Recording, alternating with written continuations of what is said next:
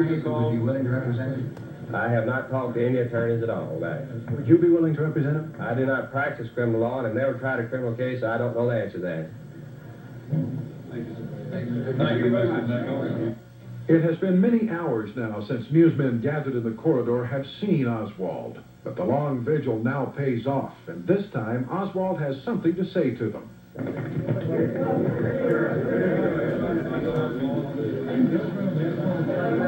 And here comes Lee Harvey Oswald.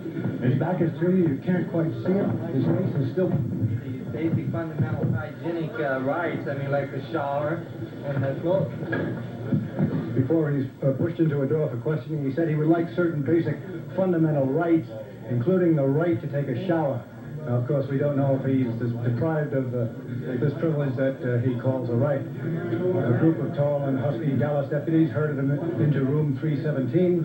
That's a room that's marked homicide and robbery. The title doesn't quite seem up to the gravity of this crime. He's pale-faced. He had a rather sickly smile on his face. You perhaps will see him a little bit better when he leaves the interrogation room to return to his cell later in the evening. Of course, each time that he does come into that interrogation room, expectations go up. Perhaps this will be the time when the big awaited break in this case will come, when he'll confess, when they will be able to write finish to this tragic episode. This is Paul Good. Later, Oswald comes back down the hallway, and this time he has something to say about the crime he is accused of. Here comes Oswald down the hall again. You fire that rifle just as fast as you people have been getting, but I emphatically deny these charges. Oswald is hustled through a doorway. He says he has nothing against anybody. He has not committed any act of violence. Oswald makes this claim as he's hustled from the interrogation room through a doorway, down an elevator, up an elevator into his jail cell. His face is very badly discolored, the results of a scuffle with police when he was apprehended the other day. Now, Oswald has made his latest flat denials in the face of a mounting pile of evidence against him. The last links in this case seem to be hammered into place tonight. Police have traced a rifle purchased in Chicago by mail order for $12.78. They've traced it to Oswald. He bought it under the alias of A. Heidel. Handwriting experts have established that the handwriting on the purchase order was, in fact, made by Oswald. At the price of $12.78, the life of the President of the United States apparently was bought. It has been a long day, but before calling it a night, Dallas Police Chief Jesse Curry brings reporters up to date on the status of his case.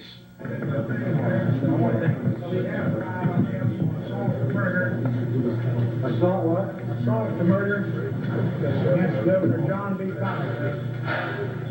That charge has been filed also. Any reason for admit owning the rifle? Sir? Admit owning the rifle? He will not admit ever owning a rifle, no. Well, if What did you say when you showed him the pictures? I wasn't there. Captain Fritz said he didn't get much out of it. Since this is apparently the termination of your day with Oswald, could you sum up what progress was made today toward a confession, if any? I don't think we've made any progress toward a confession. You don't think so? What about building the case? Building your case? I think our case was in good shape this morning and is much stronger tonight. We will continue to work on every possible shred of evidence that comes to our attention. Why are you so pessimistic about a confession? Well, you know, we've been in the business a good while, and sometime you can sort of draw your own conclusions after talking to a man over a period of time. Of course, he might have a change of heart, but I'd be rather surprised if he did. Chief, do you consider the FBI letter and the photograph a real blockbuster in the investigation? I would say that that was a very helpful link in our chain of evidence here. Chief, is that the warrant you have? This is the warrant of arrest, yes. Yes, sir. Hold that up. Yeah, thank you. What court? That was filed in the same court, Justice Court Precinct Number 2. Same as the other cases. When will he be arraigned on that? On the powder burn, is there anything from the FBI on that? No, I haven't had that report yet. You say basically the close down now? Basically, yes.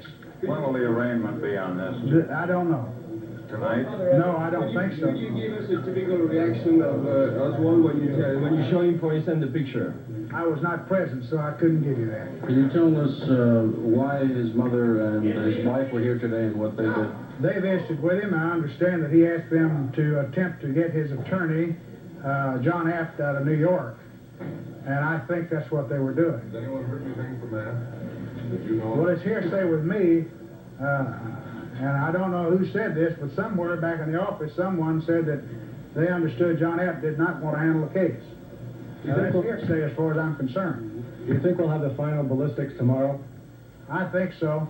What do you think the results will be? I think they'll be good. Did you get a report through telephone today? I've had some information, but not a formal report. And the information is The information- positive? The information is very pleasing to us. Yes, sir. Was he confronted today with all the facts that you told us? And even the one you didn't tell us about. Yes. Could we have an opportunity to see the transparencies that show him with the guns? I don't think so. These might be, we might attempt to use this as evidence, and it might cause us not to be able to introduce them if they'd been published in a paper. But he's clearly identifiable in the photo, They're clearly identified. and so is he. Yes. Sir? Can you say where they came from? They came from where his wife stays, I believe, out in Irving. Chief, would you transfer him under heavy guard? I'll leave that up to Sheriff Dicker. That's his responsibility. Sheriff takes custody of him here. Yes. That's all I have, gentlemen. Thank you. Thank you. That is, I thought you'd surprise me. Got him here at 10 o'clock in the morning. Very healthy. Okay. Very good. He's a very nice guy.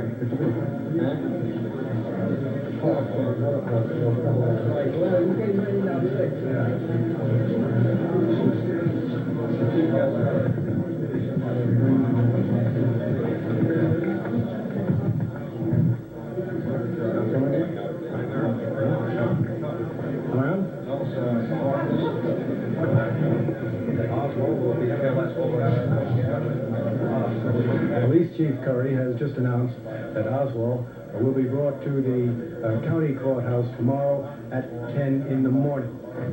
Apparently, this wraps up most of the activity at the city courthouse tonight.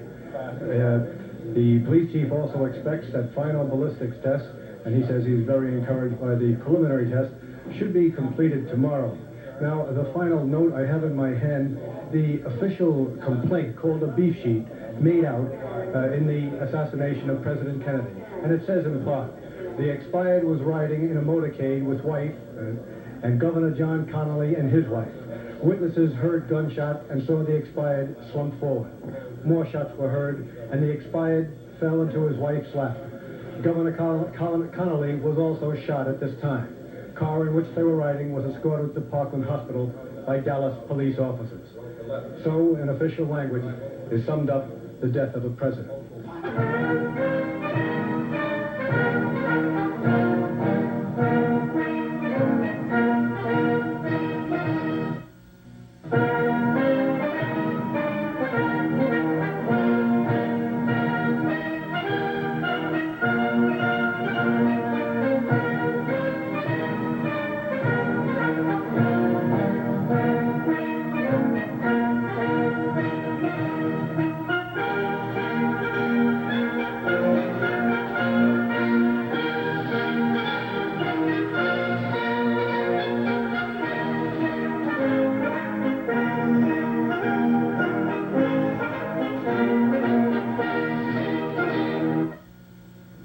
Most of the activity on Saturday was taking place at Dallas Police Headquarters.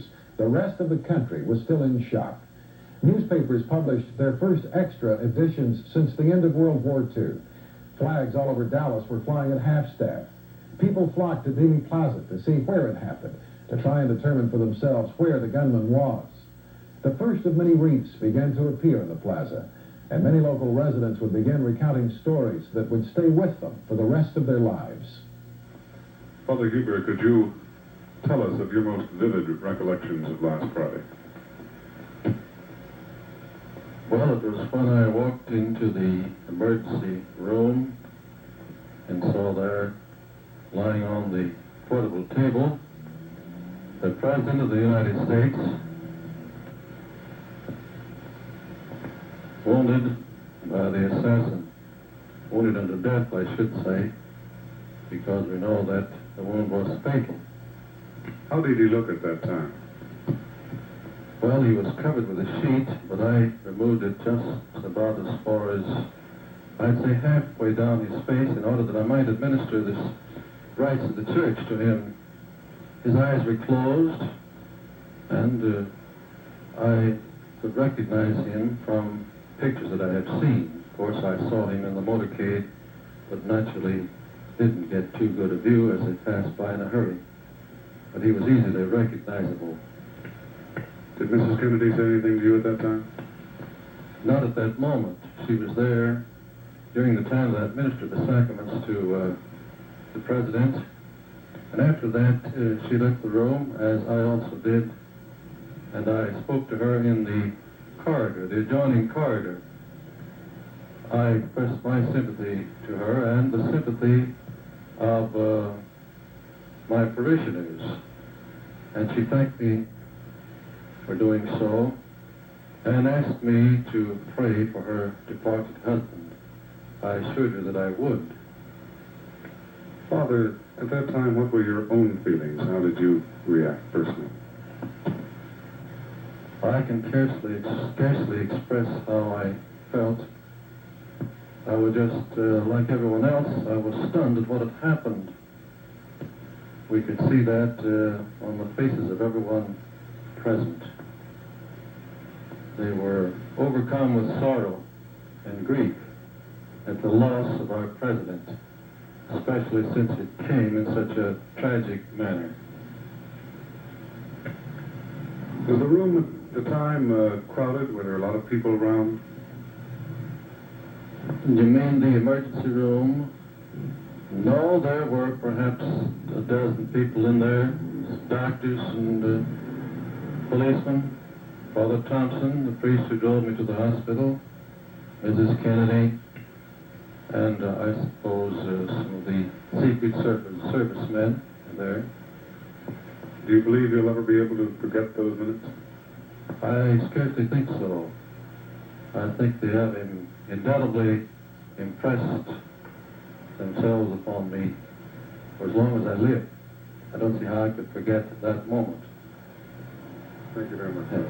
You're welcome. This is Mrs. Jean Hill of Dallas. Could you tell us what you saw? Yes, Mary and I had come down to see the president this morning, and we tried to get a place where we could be away from everyone, and we, I guess, succeeded. As the car came down the hill toward us, he was on our side of the street, and the president and Mrs. Kennedy were in the back seat. They had a little dog between them looking at it, and just as the car came right in line with us, the president looked up, and just as he looked up, 2 shots rang out, and he grabbed his chest, and this real odd look came over his face, and he pitched forward onto her lap. And she jumped up over him at that and screamed and said, "My God, he's been shot." And there was just an instantaneous, sort of an instant's pause, and in the motorcade it momentarily halted, and 3 or 4 more shots rang out, and they sped away real quickly. And by that time I became aware of Mary tugging on my foot saying, "Get down, they're shooting," and it hadn't registered. I'd been so busy looking at the president. So you were in a very advantageous spot to see the president. To see the president, but also to get shot. How do you feel now? It's been several hours later, and you've talked to the police, and you've given your story several times. Do you still believe that something like this really did happen to you? I don't think I ever could have believed it unless I had actually seen it. And when I saw the look come across his face, I knew that he'd been hit. But I don't think I could have believed it if I hadn't been right there and hadn't seen it. Well, you're going to have to talk to the FBI now, and I understand you have some home chores as well. Breakfast dishes and everything. I think there are not a lot of homes here in Dallas that have breakfast dishes to be done today. Well, that's right. But I made a call to my friend in Oklahoma, and he told our governor of Oklahoma right away. Guess that's the first thing I wanted to do, was get those people in Oklahoma told about it. Thank you very much. Anyone who had been at the scene, anyone who had seen anything suspicious, anyone who had photographs or movies, all were asked to contact the Dallas Police Department. A collection was started for the widow of slain police officer J.D. Tippit, who had attempted to confront Lee Oswald in Oak Cliff. For the press, it was a time like no one could remember. The mobile video cruisers of the local stations were getting a workout like never before, not to mention the technicians and local press. The networks began sending in their people, and in the corridors at police headquarters you could see a young Dan Rather. Channel 5's Charles Murphy, now with ABC. Robert McNeil, then of NBC. CBS's Bob Schieffer in his Star Telegram days.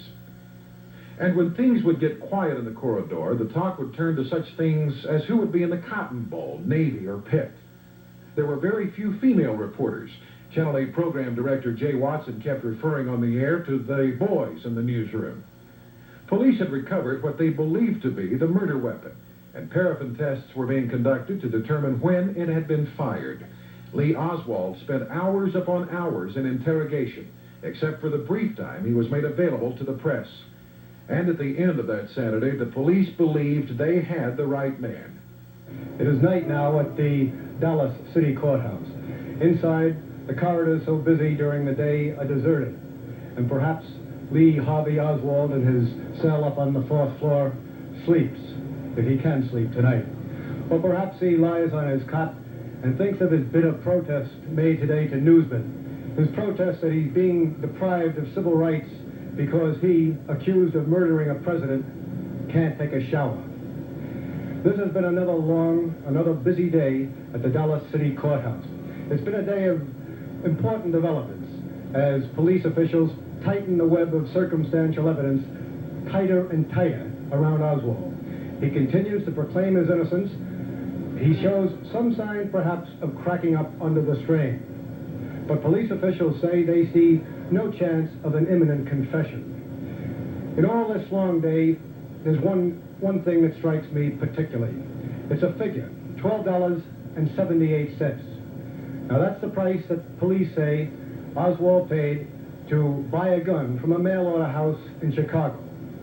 $12.78 to kill a president of the United States. $12.78 to write a black page in American history.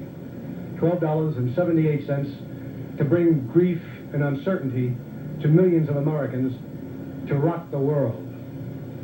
In the course of this day, police announced that they have photographic evidence that both a rifle and a pistol apparently used in the murders belonged to Oswald.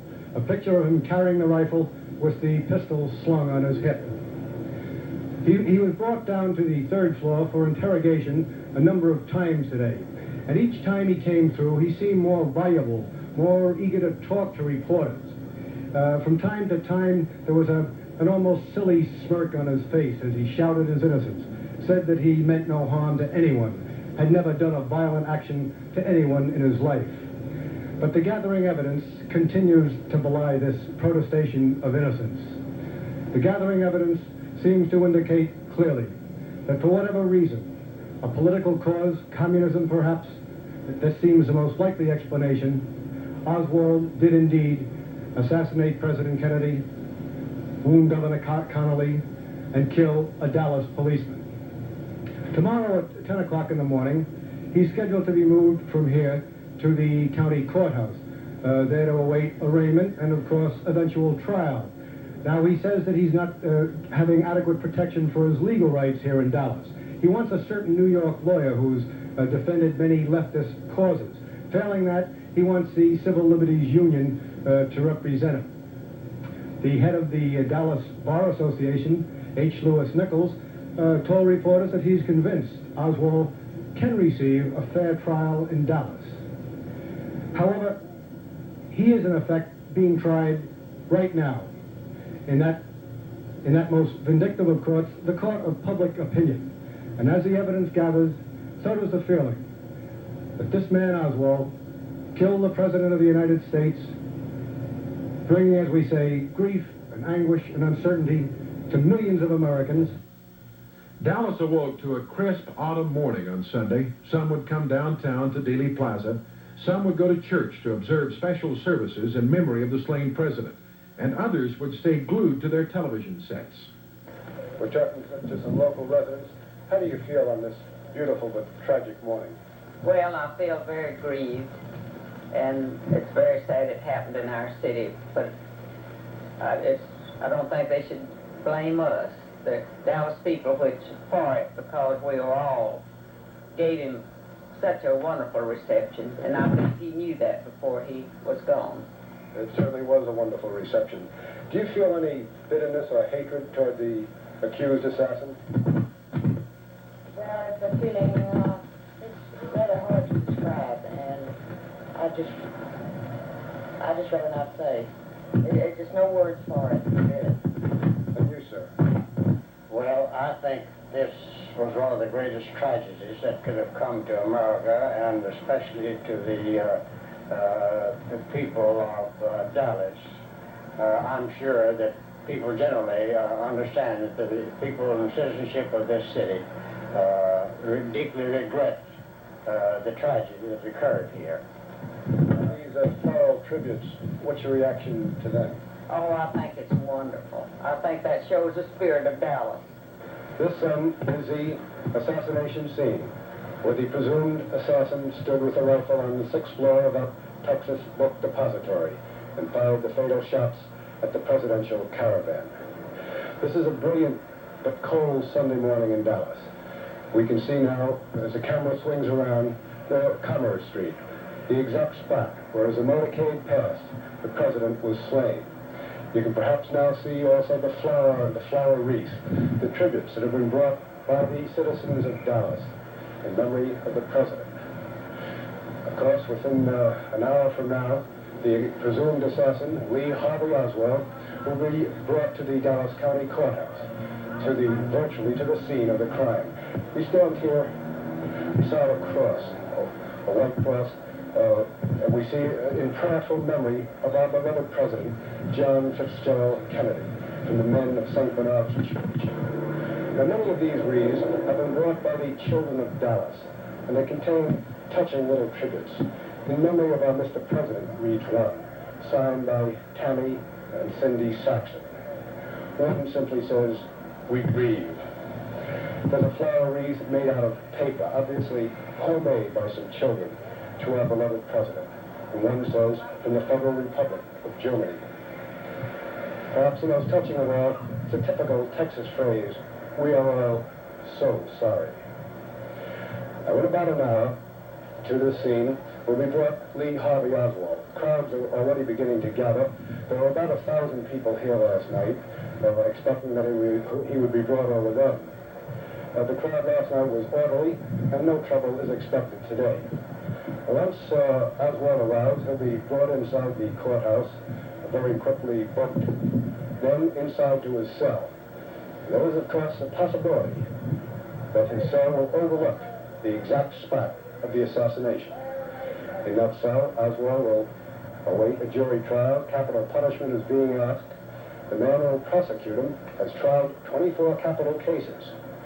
24 capital cases, obtained convictions in 23, and now we see where Oswald will enter the courthouse. So far, as you know, he's refused to confess. He's been under intermittent questioning now for almost 2 days. The case against him is airtight, but he still doggedly holds out. Now we turn you back to the studio, WFAA. And we're standing by awaiting the transfer of Oswald from city jail to county jail. And for that report, here is ABC's Bill Lord at the city jail. Bill, what's the situation? Well, I am presently in the basement of the Dallas Municipal Building, and it is like an armed camp.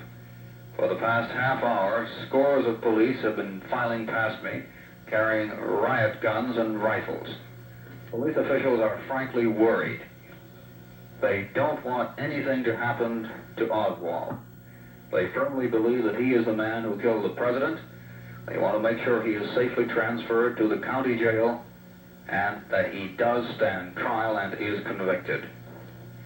The elevator that will bring him down from the 5th floor to the basement is just several feet away from me When he comes through here, I will be able to see him and describe to you the scene. And that's the latest from City Hall.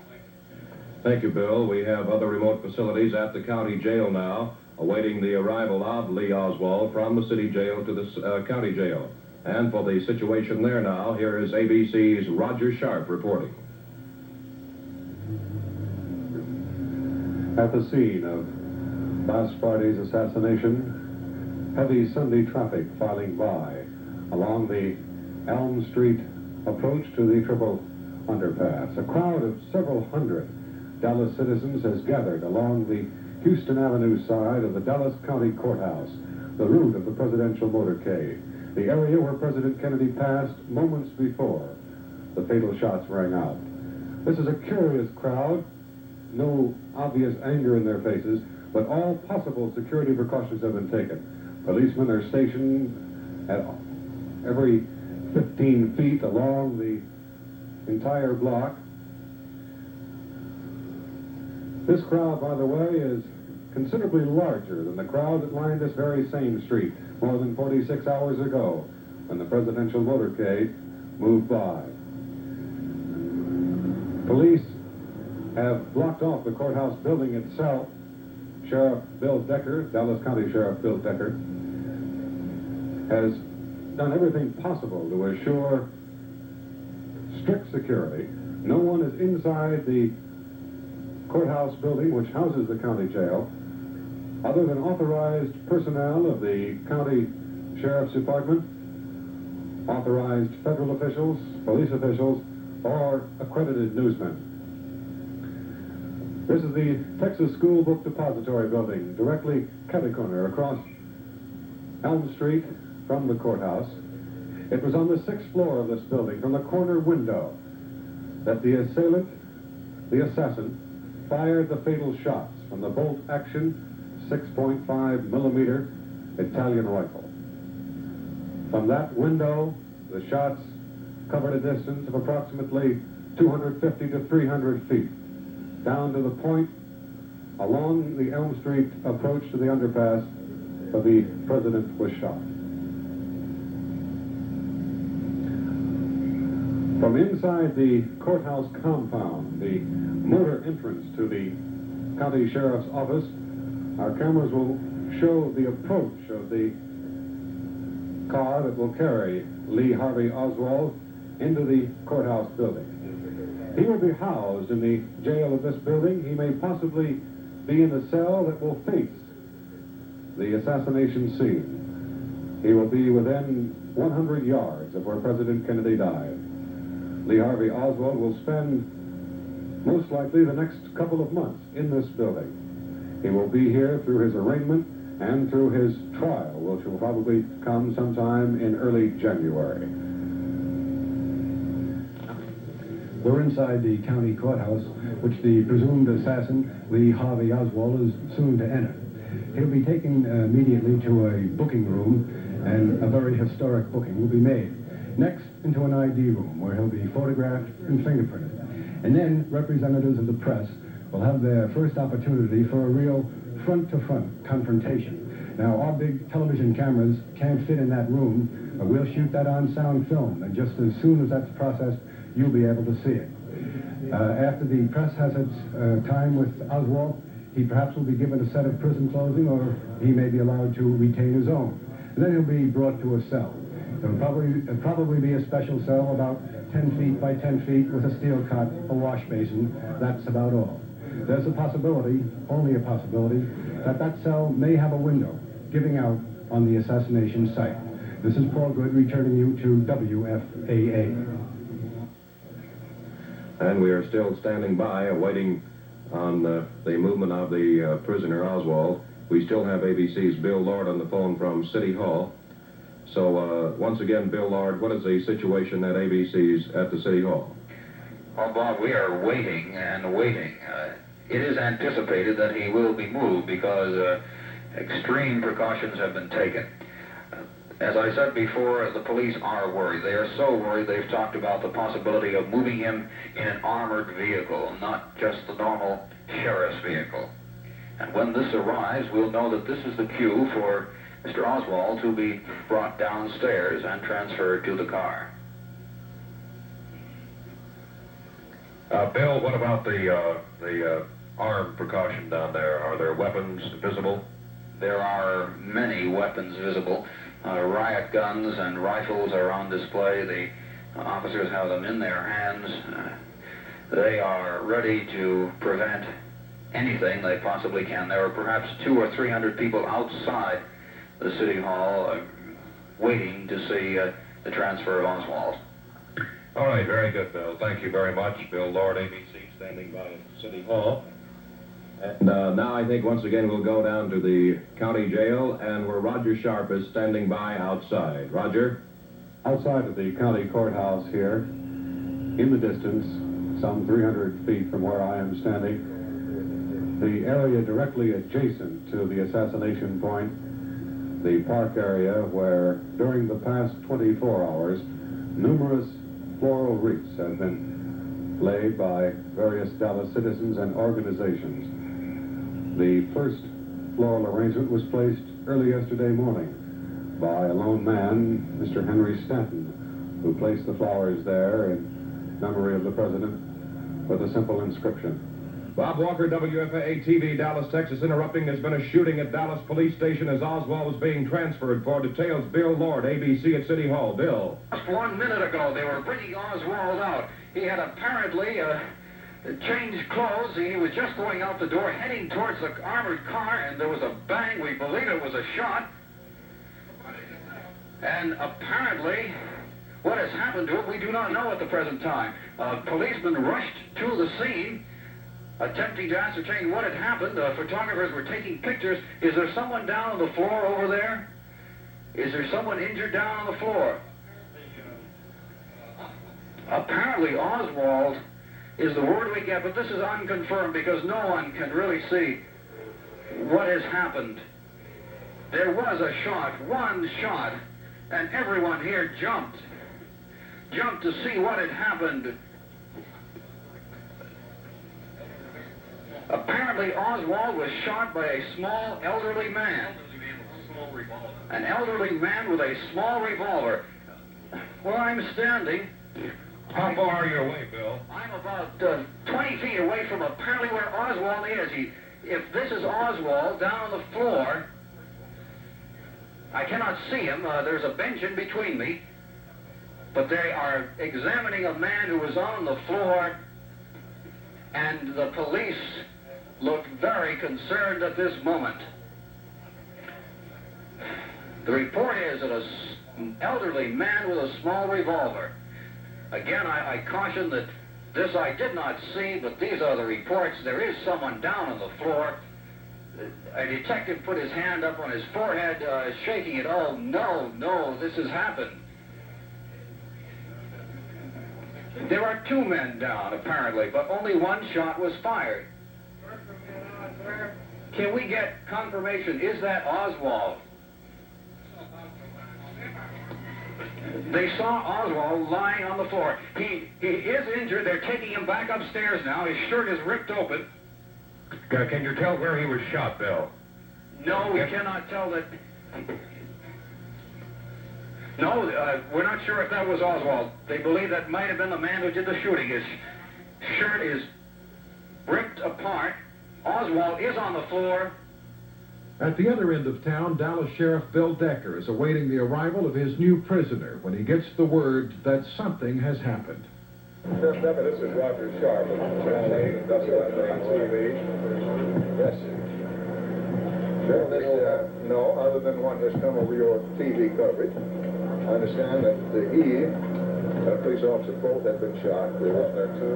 And the report is also that it's a man in a black hat. That's all the information we have. Black hat? Black hat. That's all. Man? Don't know. I couldn't tell you. This man, whoever got the TV coverage here, will have more of it now, because it's coming direct right over the TV, live from the scene. Well, on the news, Steve, he has not been delivered to me yet. Where? In the basement, I would say. Are they bringing the party? They bring all prisoners down from the Yeah, they're Jail down in that little room in the basement, right? they're now loading him in and loading him in an ambulance up there, so the TV man said just a minute ago. I understand, Roger, that the ambulance is going to be coming on Broad Street over there. It'll come Elm. It'll come Main. If the ambulance comes Main, it'll make a right turn here and go that way. All right. More caution and protection has been used for this man than anything had ever been seen in the city of Dallas, probably more than had been used to protect the President of the United States. In fact, Dallas City Hall is normally a public building, but today it was really under armed guard. Jack.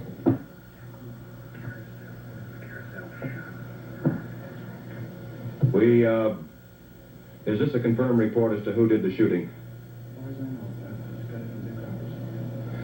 Vic Robertson from City Hall reports that Jack Ruby, the owner of the Carousel, which is a bar in Dallas, did the shooting. That's a report from City Hall.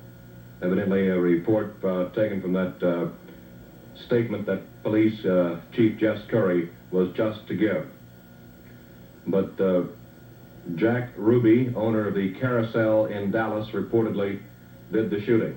Repeating and bringing you up to date, at approximately 20 minutes past 11 o'clock this morning, as Lee Oswald was being moved from the City Hall, from Dallas City Jail to the County Jail, he had just passed ABC's Bill Lord, flanked by policemen.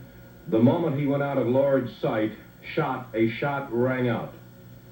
Oswald slumped to the ground, and about that time, police grabbed a man, now identified as Jack Ruby of Dallas, ushered him by.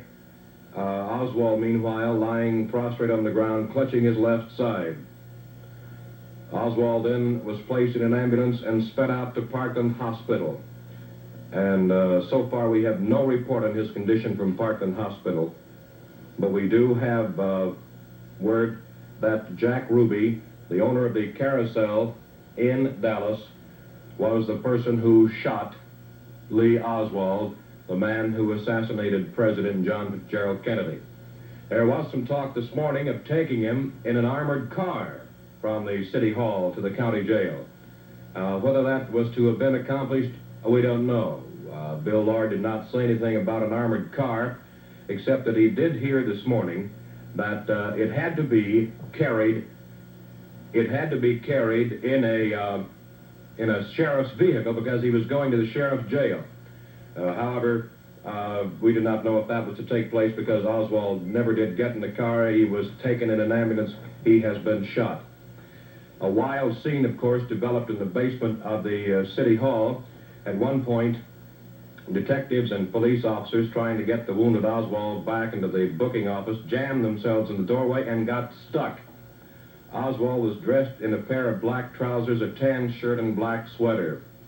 Oswald made no sound. He fell to the floor, clutching his side below the rib cage. It was not immediately known who the man was. We do have later information that it was Jack Ruby of the Carousel bar in Dallas. Prior to bringing Oswald to the basement, police, using flashlights, searched the entire area of the basement. Officers with riot guns and rifles were posted throughout the basement area. A one-way drive from the street level to the basement and out the other side of the big square building in downtown Dallas was guarded at each end by uniformed officers.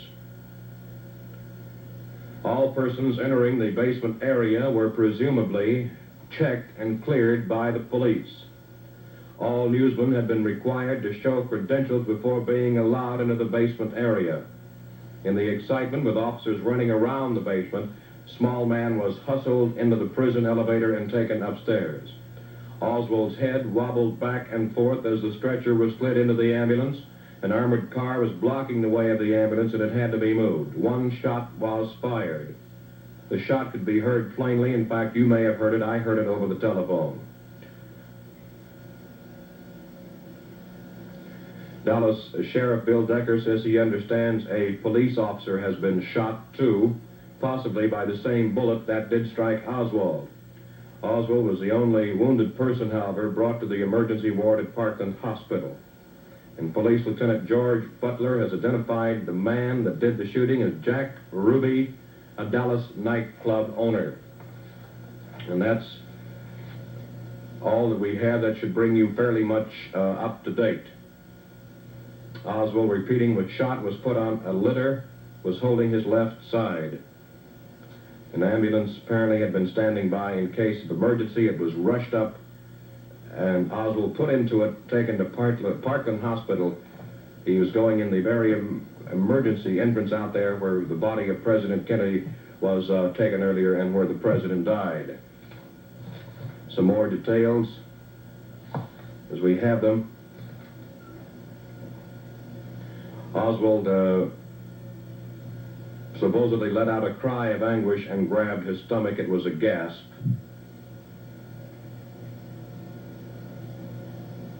The man did put up a bit of struggle, but officers seized his gun away from him.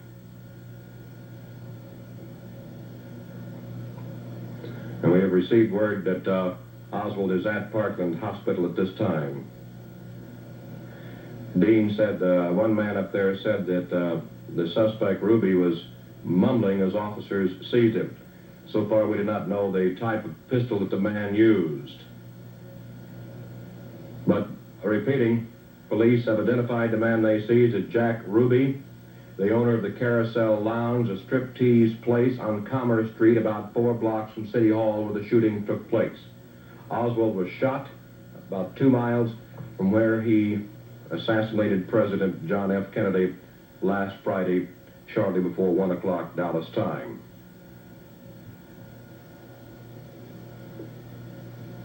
An amazing thing that has happened in Dallas this morning. Lee Oswald has been shot. How seriously, we do not know. But he's been taken to Parkland Hospital. Repeating details as we have them. He was shot in the City Hall, in the police station. Supposedly everybody had been cleared, and supposedly the area was fairly well checked. Dallas police had set up stringent security measures for Oswald's transfer. Of course, the transfer had been announced beforehand to the public, and the time the public was given was 10 o'clock this morning. The actual transfer took place an hour and 20 minutes later. Prior to bringing Oswald to the basement, police using flashlights had searched the entire basement area. Officers with riot guns and rifles were posted throughout the basement area.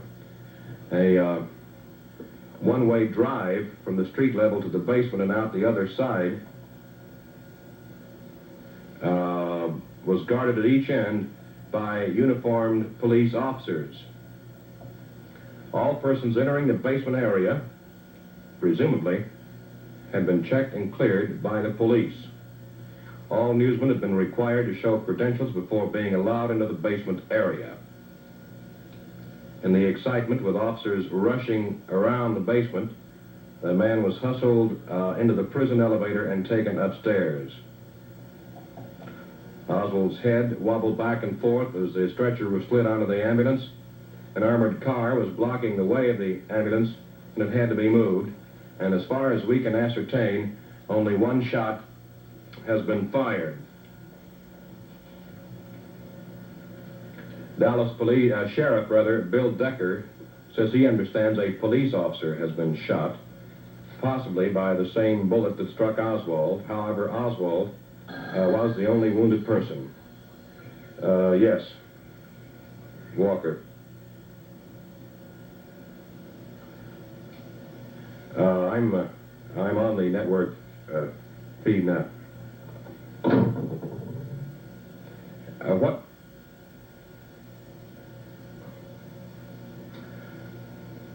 Bob Walker, WFAA-TV Dallas, with further details of the shooting of Lee Oswald. Police have now picked up Jack Ruby, a Dallas nightclub owner. They have identified him as the man that did the shooting. Reconstructing the scene for you best as we can. Oswald was just being taken down by our ABC man, Bill Lord, who was there on telephone at the time. Was going to be placed in an armored car. Definitely now that's been established. An armored car had to be moved before Oswald was taken to the hospital. He had just passed Bill Lord and had turned away from Lord's vision when one shot rang out. Then there was mass confusion for from 10 to 15 minutes When the scene had cleared, an elderly man had been apprehended by police, taken upstairs in the elevator. Oswald had grabbed his side and had fallen to the floor, uttering a gasp, bleeding profusely from below the left rib cage. Oswald, it was clearly known then, had been shot, and what Dallas police had feared most had occurred. The most stringent security measures had been taken to get Oswald from the city jail to the county jail. In fact, last night there was some speculation as to whether he would be moved at all, but they decided to move him. They made a public announcement that he would be moved at 10 o'clock this morning. It occurred at 11:20 this morning, about an hour and 20 minutes late. But sometimes things do not happen. Here is Jim Davidson, ABC News cameraman, who was there when the shooting occurred. Jim, describe what happened. The transfer was occurring late. There were a number of officers around. There seemed to be unusual security precautions. At the last minute, they moved all of the cameramen outside the area, except for two of us, and we moved back instead of out to the driveway. I made the shot of Oswald coming out of the elevator through the grill work in the sergeant's office, followed him as far as I could, then moved to the glass doorways, and was shooting at the back of the officers surrounding him as they carried him toward moved him toward the car. At that time, a shot rang out. I suppose I was within 10 feet of the man. My camera was rolling, and I was rolling.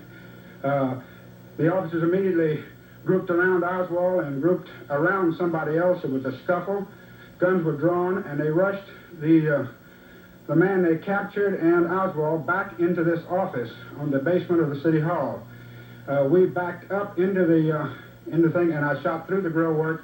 I could not see Oswald, but he was surrounded by officers. Who shot him? Man in the black hat. Man in the black hat, a police officer. What? Oh, police officer shot him. No, man in the black hat shot him. He also shot a policeman. Shot a policeman too. Well, he didn't mean probably to. Probably didn't intend to shoot policemen, did they? It's on account of the... Where's he now? He's taken to the hospital. No one knows right now. They won't come this direction, will they? No. There was a possibility they would, but they... Were they ready to bring him down here? Yeah. They're outside of the courthouse where a crowd of several hundred had gathered, awaiting the arrival of Lee Harvey Oswald. 10 blocks away at City Hall, that arrival stopped by apparently a bullet. This crowd, when word flashed through the crowd that Oswald had been shot, broke out into a cheer. The crowd has been dispersing for the past 5 minutes, many of them just getting the news. What's your reaction to hearing that suspect Oswald has been shot down? Well, I can't hardly say what right now, but I think that the people wanted a quick decision on his execution and get him put away. Do you think that was the right justice for him? Well, I think he should have been tried, but people sometimes take the law in their own hands on a thing like this. Young man, how do you feel about it? Well, I don't think anything can be too bad for him, and maybe trial wouldn't have done anything different. He would have been shot anyway.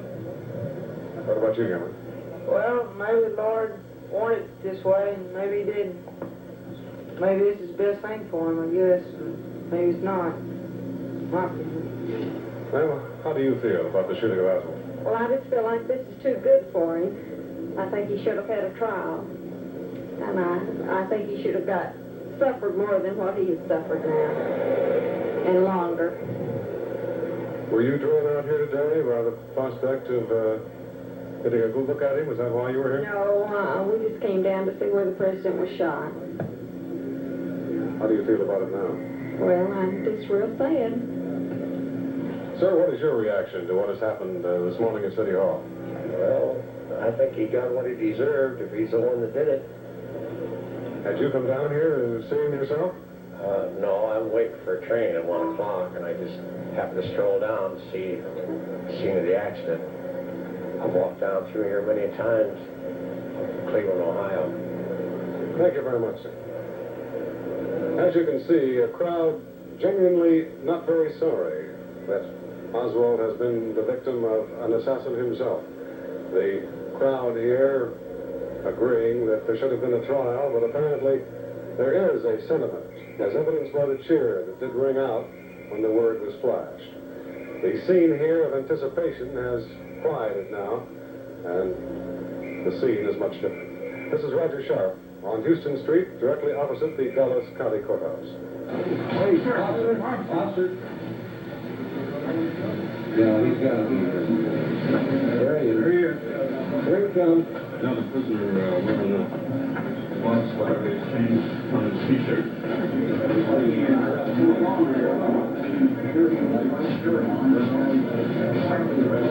Officer, trying to get out here.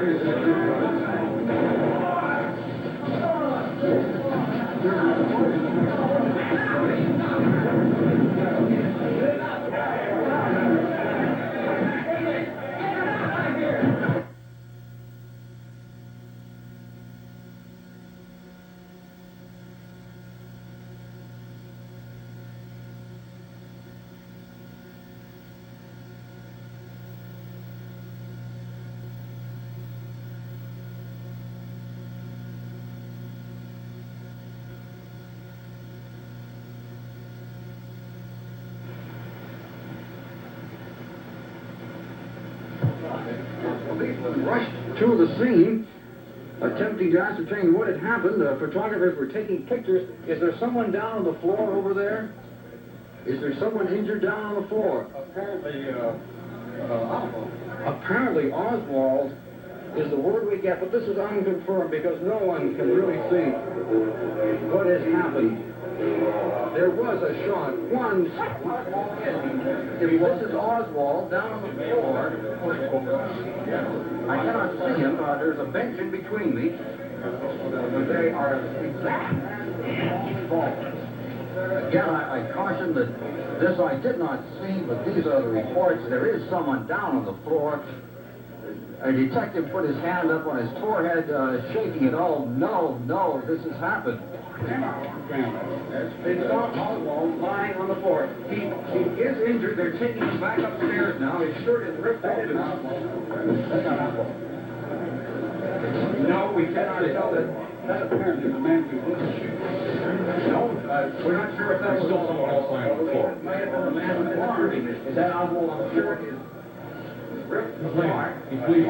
He is shot. Oswald. He is Oswald. Can you see any evidence of the wound? How serious is the injury? 11:24 here. He wheeled out. He was shot in the lower left side. Apparently below the right, he shot in the lower left side. Put in a police ambulance. Going in the ambulance now. If they feared anything, they certainly didn't fear the way. Yes, they were worried, so worried about it. This is the spot where Oswald's body was brought in to the inside of the police department in the basement. He was brought back in here after being... This is a pan from the door leading out into the basement parking lot down to the spot where he was brought.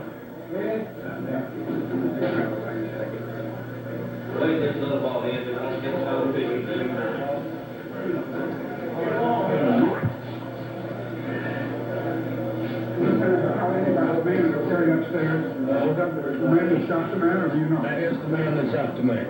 Did anybody know who he was? Did he recognize? I don't have his name at the present time. Did you recognize him as somebody that's been around here in any way? I didn't recognize him. I didn't see him well enough. Oswald, the only man who was shot. As far as we know, he's the only man shot. Only one shot fired. Only one shot fired to my knowledge. Could you tell what kind of gun it was? No, they do have the weapon, but I didn't see the weapon. This is the exit where Oswald came out, but he did not come out the way police had intended it. The armored car was to have come through here, taking Oswald to the county jail. When the shot occurred and an ambulance arrived, he was taken out here and driven to the hospital. There were about 200 people on hand at the time. The crowd has grown now, wanting to see just what had happened. Did you hear the shooting? I've heard a shot. What do you feel about this? Oh, terrible. Do you all feel bad about this? Very, very bad. The police wanted to make sure this man got a fair trial. Oh, yeah, I don't know. We're sorry that he wasn't tried. Well, apparently he is injured and they've taken him to the hospital. We hope he lives where he can be tried and brought to justice. Apparently a small man, an elderly man, came down with a small pistol. We heard the shot. You heard the shot? Yeah, we heard the What shot. happened out here after you heard the shot? Well, we heard the shot, and then they pulled the armored car away. And when they pulled the armored car away, why, everybody started running, and then all of a sudden this ambulance must have gone out another entrance, because we could see it up the street there. And everyone said, well, he must have been shot. And they started running to this building. I'm from out of town. I'm from Ohio. When they started running to this building here, we thought he was coming out this building here. So he has been shot. I just found out. How bad is he injured? This one? Did you hear the shot? Oh, no, sir, I didn't hear You heard the shot? Yeah. How do you feel about this? I don't know. Can't tell you. Apparently Oswald was shot. That's the way I understand it, yes. Did anyone else hear the shot? I heard it. I did. I heard it, and I told him, I said, I bet he got shot. And he did. How do you feel about this? I don't know. I hadn't reacted yet. I just don't know. Dr. Tom Shires, Chief of Surgery at Parkland Memorial Hospital and Southwestern Medical School, advises me that Lee Oswald is currently undergoing surgery for a single gunshot wound that entered on his left side and did not exit.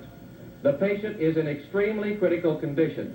Dr. Shires will make a personal statement when the surgery is completed.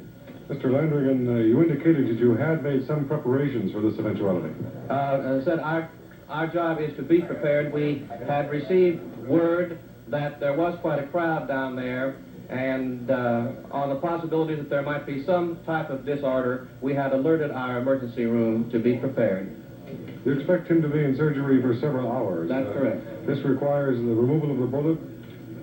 This would include, presumably, the removal of the bullet, although, again, we're getting out of my field and into the field of medicine, and I'm not really qualified to discuss that. Mr. Landry, have you said that Oswald has been conscious while he's been in the hospital? Not to my knowledge. He was not conscious when he was brought in, and I think it's extremely unlikely. I cannot give you a definite answer, but to my knowledge, he has not been conscious. Can you kind of find out what organs the bullet struck and so forth? This, Dr. Shires will cover. It would be impossible to give that information until after the surgery has been completed.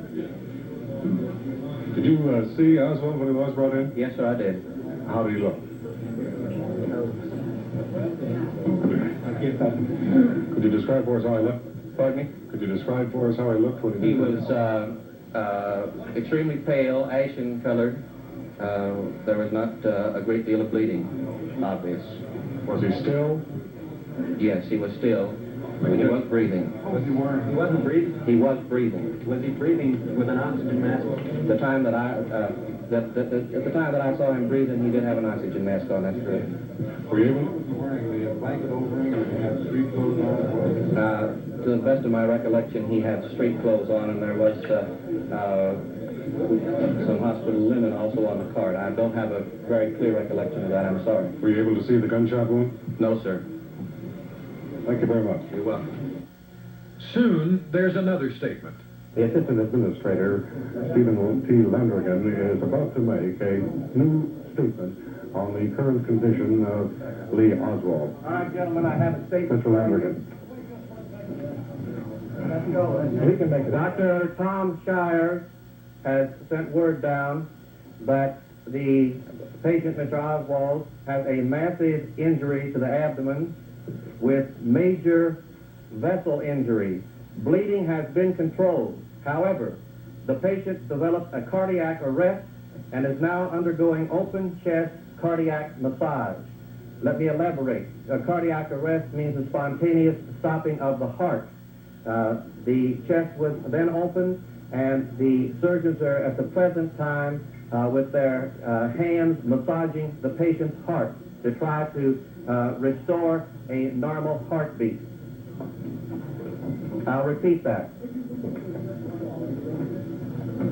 He's still alive. He is still alive. A cardiac arrest does not mean that the patient is dead at that moment. Many patients who undergo cardiac arrest are revived and make a normal recovery. Dr. Tom Shires has just sent word down that Mr. Oswald has undergone massive injury to his abdomen with major vessel injuries. Bleeding has been controlled. However, the patient has developed a cardiac arrest and is now undergoing open chest cardiac massage. This means that the patient's heart stopped beating and the chest was open, and the patients are massaging the surgeons are massaging the patient's heart by hand in an attempt to restore a regular heartbeat. But some rhythm of beating has been restored? I do not know. The message that I got is that they were presently massaging the heart. I'm sure that we will be advised the minute that there's a further development. Yes. As you heard, a cardiac arrest is the current condition of Lee Oswald. This means that a spontaneous stopping of the heart has occurred on the operating table, and doctors now are by hand massaging his heart. The doctor is quoted as saying there was massive injury to the abdomen from the gunshot wound, major vessel injury, but the bleeding had been controlled when the cardiac arrest occurred. I would imagine that it will be only a matter of minutes before we get further word on the restoration of at least a regular heartbeat or on the condition at the moment of Lee Oswald. Earlier they had described his condition here as extremely critical. He was expected to be in the operating room for several hours after the operation or the possible death of Lee Oswald. Dr. Tom Shires, Chief of Surgery at Portland Memorial Hospital, will come to this room to make a statement. He has been given heavy blood transfusions, massive blood transfusions, since being brought into Portland Memorial Hospital at 11:32 Central Standard Time. He was taken in the operating room for surgery 10 minutes later at 11:42, after spending those 10 minutes in the emergency room number 2, trauma room number 2, where Governor John Connelly was only 47 hours earlier, and only 10 feet from trauma room 1, where President John Kennedy died. This is Roger Sharp reporting from Portland Memorial Hospital. A short while later, there is another update on Oswald's condition. Now, to repeat that statement, I have been advised that Mr. Oswald is still alive and has been placed on a pacemaker. A pacemaker is an electronic instrument which sends electrical impulses into the heart, which causes the heart muscles to expand and to contract and restores the normal rhythm of the heart. Are there any questions? What time is this? This came in at about 1:12. Mr. Dutton just brought it in to me, one of our administrative assistants. Improvement or a... This represents an improvement in that the man is still alive and his heart has stopped, the last statement that has been made. That means the open chest massage is at least temporarily successful. Apparently so. That latest statement from Stephen Landrigan, the administrative assistant at Portland Memorial Hospital, on the condition of Lee Oswald. The information coming from the second floor operating room of the hospital, where the team of surgeons led by Dr. Shires is working desperately to save the life of the man who is accused of taking the life of the president. There's a report that the patient has expired from outside. This is not true. As you know, at 1:12 we had a report that the patient had undergone cardiac massage and had been put on a pacemaker. Ordinarily, this is done after the patient's heart responds to the massage. And at the same time, the message is sent down that he is alive. I'd like to emphasize that. As soon as there is a change in that status, we will be advised immediately. It's impossible for anyone outside of this room to find out before you do. A late statement from Stephen Landrigan denying the reports that Lee Oswald has died on the operating table here at Portland Memorial Hospital. His condition remains extremely critical. He is now undergoing electronic impulses to the heart from a machine known as a pacemaker. This would indicate a slight improvement of the cardiac arrest, which occurred some 18 minutes ago. The massage of the heart by the team of surgeons apparently brought about at least a faint heartbeat to the point that this pacemaker machine could be brought into use, providing the electronic impulses to the heart to try to maintain a heartbeat. Earlier, the chief surgeon, Dr. Shires, had reported that Oswald had suffered massive injury to the abdomen, major vessel injury, but the bleeding had been controlled. As we told you earlier, Oswald has been receiving constant blood transfusions ever since he first arrived here at 11:32. He was given transfusions in the emergency room and has now been on the operating table for more than an hour and a half. The officials of Parkland Memorial Hospital deny all reports that Lee Harvey Oswald has died. They say he is still alive at this moment. This is Roger Sharp at Parkland Memorial Hospital in Dallas. And then Dr. Tom Shires comes down. Is he alive, Doctor? No. Let Dr. Shires make his statement, please. When did he die, Doctor? He died at 1:07 our time, 13:07, of his gunshot wound. Well, would you like to ask questions or what? Yeah, Mr. Oswald died at 1:07 our time in the operating room of the gunshot wound which he had received. Would you describe his last moments on the operating table, please? The last moments were rather hectic. He had a cardiac arrest from all the massive blood loss, the massive injury. The last few minutes were spent in cardiac resuscitation, open heart massage, electrical defibrillation, internal defibrillation, and finally there were absolutely no signs of life at all. Fixed dilated pupils and all the signs of death. How many surgeons were working on him at the time? There were 4 actually operating scrubbed at the same time. As the others. How long after the cardiac arrest did he die? I don't really know. I imagine 20 or 30 minutes. Did he ever talk to you or say anything? No, he never regained consciousness at all. In fact, before surgery, we had no blood pressure, a few agonal respiratory efforts, and that was all. During the operation, once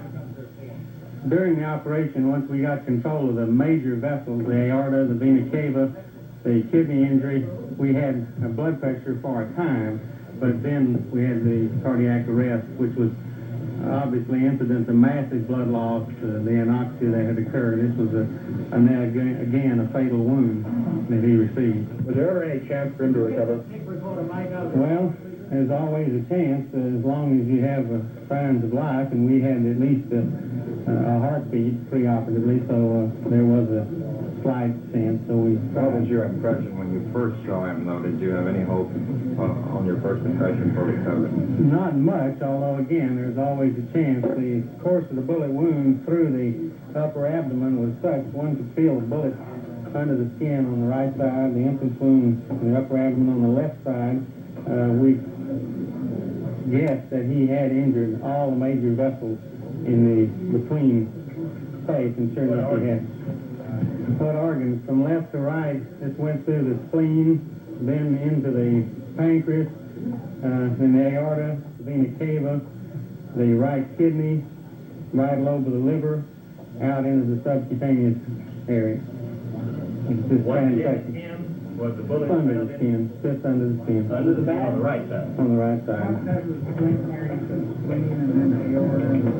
Spleen, aorta, vena cava, pancreas, kidney, liver. Dr. Shires, do you know what caliber bullet it would have been? It looked like a .38 caliber bullet. We removed the bullet at the end. After you removed the bullet? Well, yes. It looked like what, sir? .38 caliber. Just guessing. You didn't have blood pressure before surgery? No, no blood pressure, no. You say that he did have damage on investigating. You did find damage in all his organs? Every one of them. What was the immediate cause of death? The gunshot wound. The final cause of death was massive injury with massive blood loss, and then cardiac arrest. Doctor, would you say that Oswald might have had a weak heart to begin with? No way of telling. It actually did not appear to be damaged previously. When we did the cardiac massage, The problem was a flabby heart, which was indicative of massive blood loss and anoxia, which he sustained from the time of the injury. From your observation, what would you say was his general condition besides the gunshot wound? In other words, was he physically a well man? On brief inspection in the emergency room, apparently so. Who did the job? All of the operating surgeons, I did, Dr. Perry, Dr. McClellan. Who are the operating surgeons?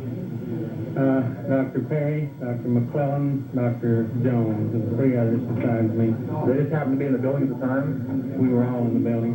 Did you first inform his relatives of the death before you came here? No, I came right here from the operating room, escorted from the operating room. Doctor, those in the operating room, were any of those same people present at the time of the president's death? Yes, as you know, Dr. Perry did the tracheotomy on the President Kennedy. That's right. Dr. Sharp, did you have a pacemaker on? Yes, yes, we had a pacemaker on.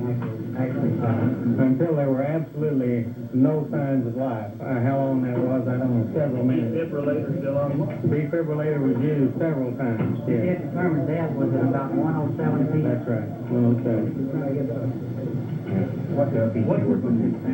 Dr. Shires, I would like to ask Dr. Shires to dictate a short statement to our secretaries, which we will reproduce and get into your hands so that everybody can have these details, if that's agreeable with you, Dr. Shires. Would you like to do that now?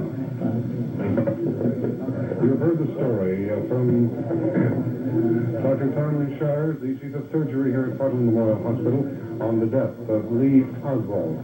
Oswald entered the hospital at 11:32 p.m. And get this statement dictated and typed, and on the reproducer we'll have it to you. It shouldn't be more than just a very few minutes.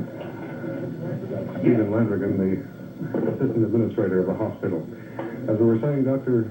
Shires announced the time of death of Lee Oswald at 1:07 p.m. Eastern, or rather Central Standard Time. He entered the operating room at 11:42 and apparently was alive on the operating table for an hour and a half before death. Many of the same people, including Dr. Malcolm Perry, who were present at the time of the death of the president 2 days ago, were present today on the second floor operating room when Lee Harvey Oswald, the man accused of murdering the president, had expired. This is Roger Sharp reporting from Portland Memorial Hospital.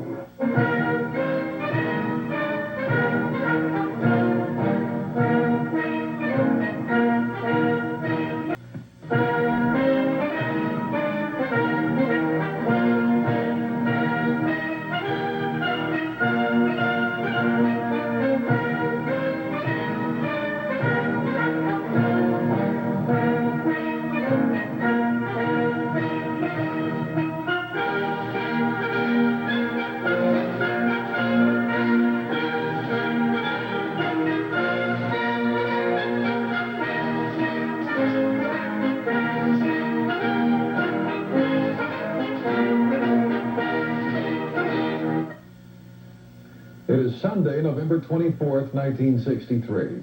A Dallas nightclub owner, Jack Ruby, has shot Lee Harvey Oswald. Doctors at Parkland Hospital have tried in vain to save the life of the accused presidential assassin. A spokesman at Parkland says Oswald's body is still in surgery. The bullet will be turned over to police. And Channel 8's news director, Bob Walker, is on the air.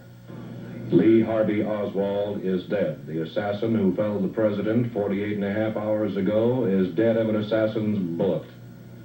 And for that story, we switch to ABC's Roger Sharp at Dallas Parkland Hospital. 24-year-old Lee Harvey Oswald died here at Portland Memorial Hospital exactly 33 minutes ago at 1:07 Central Standard Time. He entered the hospital at 11:32, spent 10 minutes in the emergency room before being taken to the operating table at 11:42.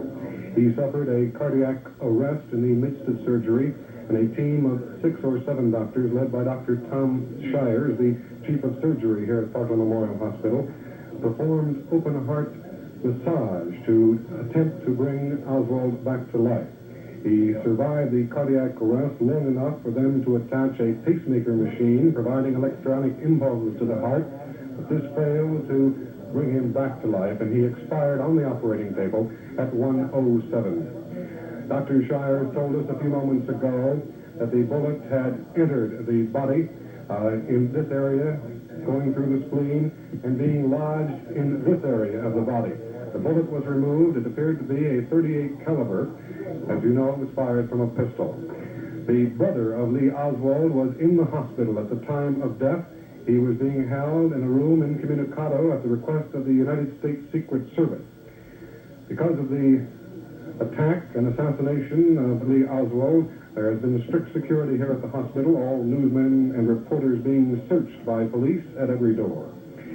The doctors reported earlier that there was massive injury to the abdomen and major vessel injury, but the bleeding before the cardiac arrest had been controlled, and there was a chance, a faint chance at best, that Lee Oswald may have made it.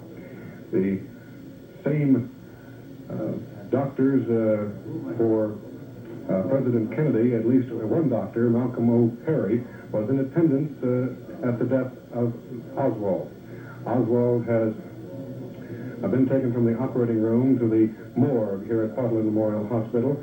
There was no information on any religious rites for him at the request of his family, and it is not known if there were any last rites performed. He had expected to be on the operating table for several hours, as I mentioned before. The situation here now is calm. Lee Harvey Oswald is dead. The story has dramatically changed. This is Roger Sharp reporting from Portland Memorial Hospital in Dallas, Texas. At 1 o'clock on November 22nd, Lee Harvey Oswald shot dead John Fitzgerald Kennedy. At 1:07 on November 24th, Lee Harvey Oswald was dead of an assassin's bullet. This is Bob Walker, WFAA-TV Dallas. Now back to Howard K. Smith, ABC, Washington. We continue our report on the ceremonies here in connection with the funeral services of the late president. The public has so far been held behind the door which you now see, which is the door that leads out onto the East Capitol steps. In the very doorway, the group you see is members of the press, many photographers, newsmen. They are about to be ushered into the room, and then directly behind them will come this great stream of persons who've gathered on the Capitol grounds. The plaza has been kept clear. The crowds have been kept on the grounds, on the lawn, in the park, and a rope cordon and channel has been made to slowly and in an orderly way bring them in.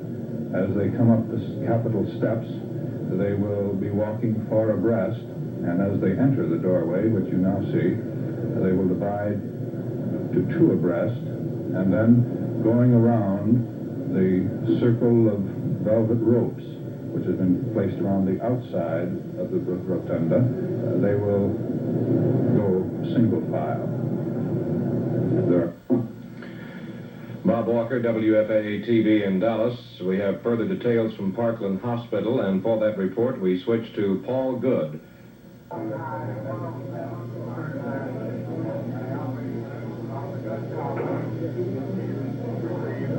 You good? A conflicting portrait emerges of Jack Ruby, the man who killed the assassin of President Kennedy. First, some simple facts. 52 years old, comes from a family of 8, originally from Chicago, runs nightclubs here in Dallas. Now his sister, Mrs. Eva Grant, said that Mr. Ruby frankly loved President Kennedy. She said that he was so upset by the murder that he was physically sick inside. He put an ad in the Dallas papers closing down both his clubs in memoriam. Mrs. Grant, who just recovered from a major operation and did not want to be photographed, went on to say that she told her brother she was afraid the communists might kill Lee Oswald. And today, the sister worries that perhaps that planted a seed in her brother's mind to carry out the killing. Now, some conflicting opinions. A bail bondsman who operates just across the street from the city courthouse, where today's killing took place, said that Jack Ruby was a man with a very vicious and a very short temper. That only a few weeks ago, this bail bondsman was having a friendly discussion with a man in front of his office. Jack Ruby didn't like what the man was saying and attacked him. Now, another side of Jack Ruby. A cab driver told us that when customers at his club ordered a taxi cab and didn't show up and the taxi came there on a wasted trip, Jack Ruby would leave a half a dollar for the cab drivers so they wouldn't go away empty-handed. This is the portrait of Jack Ruby, a man who was generous enough to love, and today was bitter enough to hate and kill.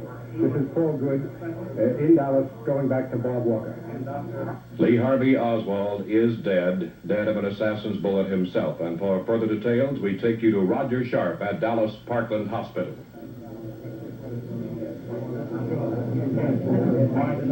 Roger? Parkland Memorial Hospital in suburban Dallas, Texas, where 54 minutes ago, Lee Harvey Oswald died on the operating table 47 hours after the death in this same hospital of President John Kennedy. He arrived here at the hospital at 11:32 after suffering the gunshot wound at City Hall. He spent 10 minutes in emergency room 2, directly across the hall from emergency room 1, where the president died 2 days ago. He was taken to the operating room at 11:42, about an hour after that. After suffering massive injury to the abdomen and major vessel injury, the bleeding had been controlled, but Oswald suffered a cardiac arrest. In other words, his heart stopped. The team of surgeons, led by Chief Surgeon Dr. Tom Shires, then began massaging the heart, trying to bring Oswald back to life. He lived for 20 to 30 minutes after the cardiac arrest, dying at 1:07 Central Standard Time in the operating room. The team of 4 or 5 surgeons had worked desperately to save his life, although Dr. Shires did admit that there was only faint hope when he arrived here. He gave the cause of death definitely as that of the gunshot wound. The bullet was removed from the back of Oswald. It had entered from the left abdomen, causing damage to several vital organs and lodging against the skin in the rear. It was a .38 caliber bullet, and as you know, it was fired by a pistol. Lee Oswald's brother is still in the hospital in the custody of Secret Service agents. He has refused to make any statement on the death of his brother. The body of Lee Oswald remains on the operating table on the second floor of this hospital. He was given every possible degree of attention here. The team of medical people present included Dr. Malcolm O. Perry, who worked so very desperately over the president on Friday. The hospital provided every service to make life possible for Lee Oswald, but it came to a violent end at 1:07 Central Standard Time. This is Roger Sharp reporting from Parkland Memorial Hospital in Dallas. The alleged assassinator of Lee Oswald is Jack Ruby. He's an alias Jack Rubenstein who came to Dallas 16 years ago and changed his name. Ruby is no stranger to Dallas police. He has been arrested several times, but mostly on minor violations, dance hall violations, violation of the Texas liquor law. He lived alone in what is described as a rather nice Dallas apartment. He has not been married. He did not drink or smoke, was careful of what he ate, described by friends who knew him best as an extrovert and as very likable man. And now we're going to show you some of the actual film taken as Lee Oswald was brought down in the elevator. The elevator coming down to take him to Dallas County Jail. This occurring just prior to his shooting. This is now in the basement, Dallas Police Department. He's coming in to be preceded by several detectives. Oswald wearing a black sweater. Homicide Captain Will Fritz on your extreme right. And there is Oswald being led across, being led out. This is the the checking in room where prisoners are checked in when they first come in. Now the shooting has just occurred.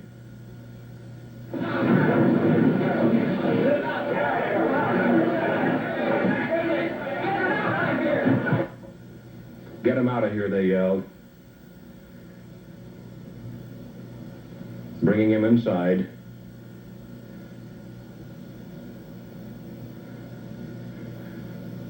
He was lying on the floor just prior, now back inside the room that he just left, being let out to go to Dallas County Jail. Again, I caution that this I did not see, but these are the reports. There is Utter disbelief on the faces of Dallas police officials at this time. hand up on his forehead. Such security had been provided for Oswald, not known before. Now they're rushing him out into an elevator. This is Jack Ruby, the man accused of shooting Oswald. Into an elevator he goes, to be spun up and further interrogated. We're not sure if that's still someone else laying on the floor. Is that Oswald on the floor? He is shot. He is shot. Oswald. He is shot. It is Oswald. It is Oswald, a policeman reports.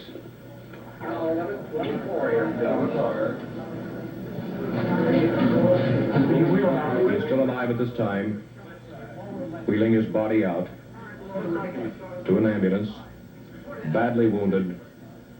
This is under the city building in the basement. That's why it is so dark in here. An armored car had been waiting for him to transport him to the jail. And the ambulance finally pulling out. There's a spot where he was shot, the bloodstains on the floor at Dallas City Jail. Police department in the basement. He was brought back in here after being... Now Parkland Hospital waiting for the ambulance to arrive, bringing Oswald. Police car and now the ambulance.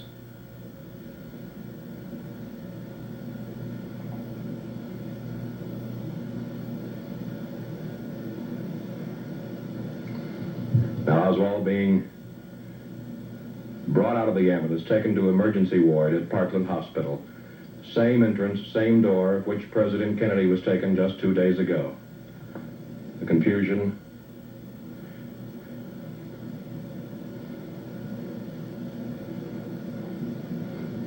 Doctors running down the hall to emergency.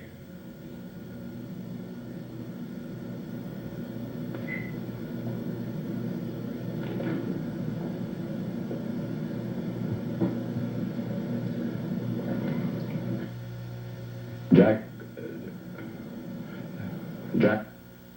a person who assassinated Lee Oswald, owns this, is alleged to own this bar in Dallas. It is a bar, burlesque house. Police officer. Car to ride with the suspect to the county jail. I knew that they would bring him out. They cleared the way, and then I heard the shot. I didn't see the gun. I just saw the struggle that ensued. I immediately ran from the armored car down the ramp and tried to help subdue the prisoner that had shot Oswald. Did the man who shot him struggle hard? He was struggling, but there was a number of officers that were subduing. Now, where was Oswald shot? In the lower left, I believe it was the lower left abdomen. Did he fall to the ground immediately? I didn't see him fall. He wasn't unconscious by the time I got here. He had appearance of being unconscious. Did it seem like a grave wound? I couldn't say. Did either Oswald or the suspect say anything? I didn't hear anything. Now, do I believe that you recognize this man after the capture? Yes, sir. Did I understand you to say that if you had seen him before, you would have ejected him? Yes, sir. Why? Because the only thing that was supposed to be in the basement here, in this vicinity, were pressmen, the television people, and officers. That was our instruction from the chief, that no one was to be in the basement or around the premises, except pressmen and officers.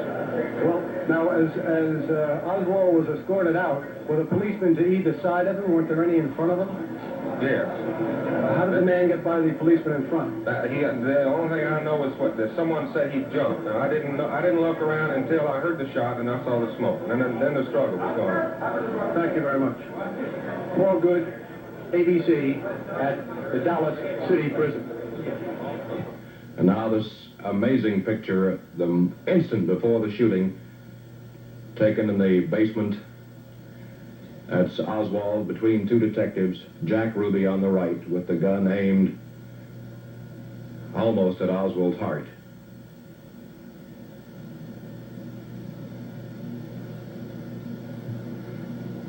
On the face, on the right side, you see Oswald grimacing with pain. He has just been shot. He is just been shot, allegedly by Jack Ruby of Dallas. And now Oswald placed in a stretcher in the basement just prior to being taken to Parkland Hospital, where he died at 7 minutes past 1 o'clock. This, again, the accused killer, Jack Ruby, who allegedly shot Lee Oswald. Bob Walker, WFAA-TV in Dallas. At Parkland Hospital, Dr. Tom Shires, who was the surgeon operating on Lee Oswald, has come down to make a formal statement to reporters. We have prepared a statement which we read over and feel like is accurate. We first saw Mr. Oswald in the Parkland Emergency Room, number 2, around 11:30 a.m. today, Sunday, November the 24th. At that time, he was unconscious. He had no blood pressure, but made agonal respiratory efforts. Then the tracheal tube was placed by Dr. M.T. Jenkins, chief of anesthesia. Intravenous fluids and blood were started immediately. There was on inspection a gunshot wound entrance over the left lower lateral chest wall, and the bullet could be felt in the subcutaneous tissue on the opposite side of the body over the right lower lateral chest cage. It was probable from his morbid condition that the bullet had injured major blood vessels within the abdomen below the diaphragm. Consequently, he was taken immediately to the operating room. Through a midline abdominal incision, the abdomen was explored. Several liters of blood were immediately encountered. Exploration revealed that the bullet had gone from left to right, injuring the spleen, pancreas, aorta, vena cava, right kidney, and right lobe of the liver. The bullet then came to rest in the right chest wall and the subcutaneous area. The major bleeding points were then identified and the control was obtained. At this time, there was a low but measurable blood pressure and heartbeat. Massive transfusions were being given in multiple sites at this time. At this point, Dr. Jenkins informed us that he had lost blood pressure and pulse suddenly, and that he felt cardiac arrest had occurred. The left chest was immediately opened, and the heart was found in standstill. Cardiac massage was started promptly, and a pulse was obtained with massage. Cardiac fibrillation rapidly ensued, and in spite of intracardiac drugs and defibrillation, no effective heartbeat was ever established. When the signs of death were absolute, he was pronounced dead at 1:07 p.m. The patient never regained consciousness and obviously died of a massive injury from a close-range shotgun wound. Gunshot wound, sorry. Dr. Shires, when you first saw Mr. Oswald, did you believe then that there was a chance of saving him? As long as there are any signs of life, there's always a chance of saving someone. We thought the prognosis was extremely grave, but it's always worth a chance. Dr. Shires, was it you, sir, who pronounced Oswald dead? Yes. When was the bullet removed, Tom? The bullet was removed at the end of the proceeding. What kind of a bullet was it, sir? Just guessing, it looked like a .38 caliber bullet. What has happened to that slug now? I don't know. I handed it to the operating room supervisor and it left the operating room. I don't really know. The police? Not that I saw, but we were very busy. I really don't know. About what time did his heart stop beating? About what time did he start fluttering? It's on the anesthesia record. I don't know. It was several minutes, of course, of defibrillation and attempts at resuscitation. I would guess 20 minutes or so. What is precisely his fibrillation? Fibrillation is a uncoordinated, erratic, segmental motion of the heart that produces no effective heartbeat or output. Erratic is a bad sign. This is a bad sign. How do you attempt defibrillation? Electrically, with electric jolt from a control voltage of electricity. Is that the machine that was called the pacemaker? It's an electronic impulse? We used the defibrillator first and then the pacemaker, but even the pacemaker would not produce an effective cardiac beat. After it became fibrillated, did you ever restore the rhythm of the heart? Not except by massage. That was all. Actually, the internal rhythm effectively was never restored. Every time you stopped the massage, the heart was fibrillating. That's right. Doctor, what is the vena cava? Vena cava is a major vein draining the entire lower half of the body. The largest vein. So the aorta is the largest artery coming away from the heart. Doctor, was Mr. Oswald's heart a normal, healthy heart? Prior to this injury, from what we saw of it, it was, yes. Injury to the vena cava and the aorta in such a way as this patient, is that usually a fatal injury? Yes, it is. How long did you try massage? I don't really know. We tried it until there were signs of death, fixed dilated pupils, and the other signs of neurologic and death. What are they? This was probably 20 or 30 minutes. You kept massaging that long? I imagine it was at least that long. I really don't know. Did you yourself just do the massage, or did No, this was rotated between all the members of the operating team, including Dr. McClellan here. Yes, Dr. Robert McClellan, who's Assistant Professor of Surgery at the University of Texas Southwestern Medical School. Dr. Ronald Jones, who's Chief Resident in Surgery at Parkland Hospital here. And Dr. Malcolm Perry, who's also Assistant Professor of Surgery at the University of Texas Southwestern Medical School. One initially, then two. It's just a guess. Looked like a pretty good sized slug, and we had heard that it was a pistol. That's right. We've seen quite a few bullets. Were all you gentlemen in the hospital at the time that Oswald was brought in? Dr. Perry was in the hospital, was the first one actually with him, I believe, and I was watching television and heard the announcement and came right on out. I was in the hospital at the time, in the operating room. Dr. Perry, you were here. That's correct. Dr. McClellan, you were here. I was not. I came right out after I heard the announcement. Dr. McClellan, you and Dr. Perry also attended President Kennedy, is that correct? That's right. Were one of you in the emergency room when Mr. Oswald came? Dr. Perry was. Yes, I was there. Would you describe what he looked like at that time? As Dr. Shires noted, he appeared lethally injured and was moribund at that time. The team of doctors who struggled for an hour and a half to save the life of Lee Harvey Oswald, talking with reporters at Portland Memorial Hospital in Dallas. Dr. Tom Shires and the head co-chief of surgery at Portland Memorial Hospital and Southwestern Medical School, and the other attending doctors, Dr. Robert McClellan, Dr. Malcolm O. Perry, who also attended President Kennedy, and Dr. M.T. Jenkins, who also was present at the time of the president's death. As we said earlier, Oswald was brought into the hospital at 11:32 Central Standard Time today. He spent some 10 minutes in emergency room 2, directly across the hall from the so-called trauma room 1 or emergency room 1, where President Kennedy died, almost exactly 48 hours earlier. The death of Oswald came at 1:07. The body remains here at the hospital. This is Roger Sharp, reporting for ABC from Portland Memorial Hospital in Dallas, Texas. Bob Walker in the studios of WFAA-TV at Communication Center in Dallas for further reports on the disposition of Jack Ruby. We take you now to Bill Lord at Dallas City Hall. This is the now well-known corridor on the third floor of the Dallas Municipal Building. It is down this corridor that during the past 2 days,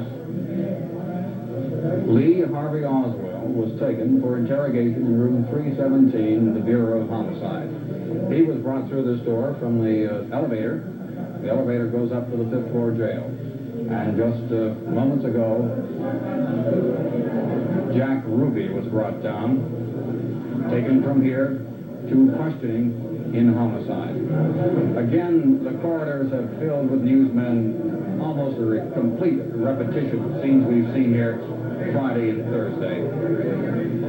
The accused, Jack Ruby, was charged this afternoon with murdering Lee Harvey Oswald. It was with malice aforethought. He killed him with, according to the complaint, a .38 caliber snub-nosed gun. Ruby had been convicted of minor offenses during the past years, one of them carrying a concealed weapon in 1954. So another investigation is underway here in Dallas. We wait to see what happens. This is Bill Ward reporting from City Hall. A short while later, Jack Ruby is brought down the hall past reporters on his way back up to his cell. He is handcuffed. He's going to be taken upstairs to the jail. They've opened the door and he's going to the jail elevator. This is the first interrogation down here on the 3rd floor by members of the homicide squad. Again, this scene very similar to scenes we've seen before, repeated yesterday and the day before, as Lee Harvey Oswald was interrogated. And what we know about this gentleman is as follows. He is accused of murdering Oswald. He used a .38 caliber snub-nosed revolver. Ruby had been convicted earlier on minor offenses concerning his business of running a dance hall. He had also been convicted in 1954 of carrying a concealed weapon. Some additional information we found out is that early this morning, according to a Dallas police officer, they received the following call. Quote, "I don't want any problems. I don't want any policemen to get hurt. But there's one group that's going to get, we leave a word out, that man," referring to Oswald, "when he is transferred." This call reportedly came in early this morning. Jack Ruby was questioned by Captain Will Fritz, the same man who led the interrogation of Lee Harvey Oswald. Captain, is there any doubt in your mind that Oswald was the man who killed President Kennedy? No, sir. There's no doubt in my mind about Oswald being the man. Of course, we'll continue to investigate and gather more and more evidence, but there's no question about it. Is the case closed or not, then, Captain? The case is cleared, but we'll be anxious to find out more about him, all we can find out. Captain, there was anyone else connected with Oswald in the matter? Well, now, not that I know of. That's right. Did Jack Ruby say how he got into the basement here today? He didn't tell me that. Why didn't you say he's planned it for a while, Captain? Some of those things I can't answer for you, and he, of course, has talked to an attorney, and there's certain things that he don't want to tell me. He said why? He did tell me that he'd build up the grievance. He said why? No, did not say why. Only that he built up a grievance. Build up a grievance. Has he been calm and rational? Yeah. He seemed rational. Seemed very rational. Yes. I think they're finished with that. I think they're finished with him. Ask him about it. He said That's Captain Will Fritz of Homicide, the man who was responsible for swearing out the complaint against Lee Harvey Oswald, and who this afternoon swore out the complaint against Jack Ruby. Once again, a scene of confusion and pushing and shoving reporters as they attempt to get to people to find out more facts on the case. This is Bill Ward reporting from Dallas City Jail. Jack Ruby's sister has come down to visit her brother for the first time. She also must make her way through hordes of reporters. She's being supported by two of her friends. Right, don't say anything. She was saying, "I don't want to say anything, I don't want to say anything." She is in tears as she goes toward the elevator door. This door, as she goes through, will take her to the elevator that will take her up to the 5th floor so she can see her brother. There is a heavy crush of newsmen, as you can see from our pictures. And they are not taking her now to the police elevator, which we expected. Apparently she's going up the normal way, which is the public elevator that we've all been using to go between the ground floors and the upper stories here. She is now going up, passing by our cameras, in tears, having been informed that her brother has admitted shooting Lee Harvey Oswald. Photographers are still crowding around her. She wants to go up and see her brother. That is the only thing we can get from her.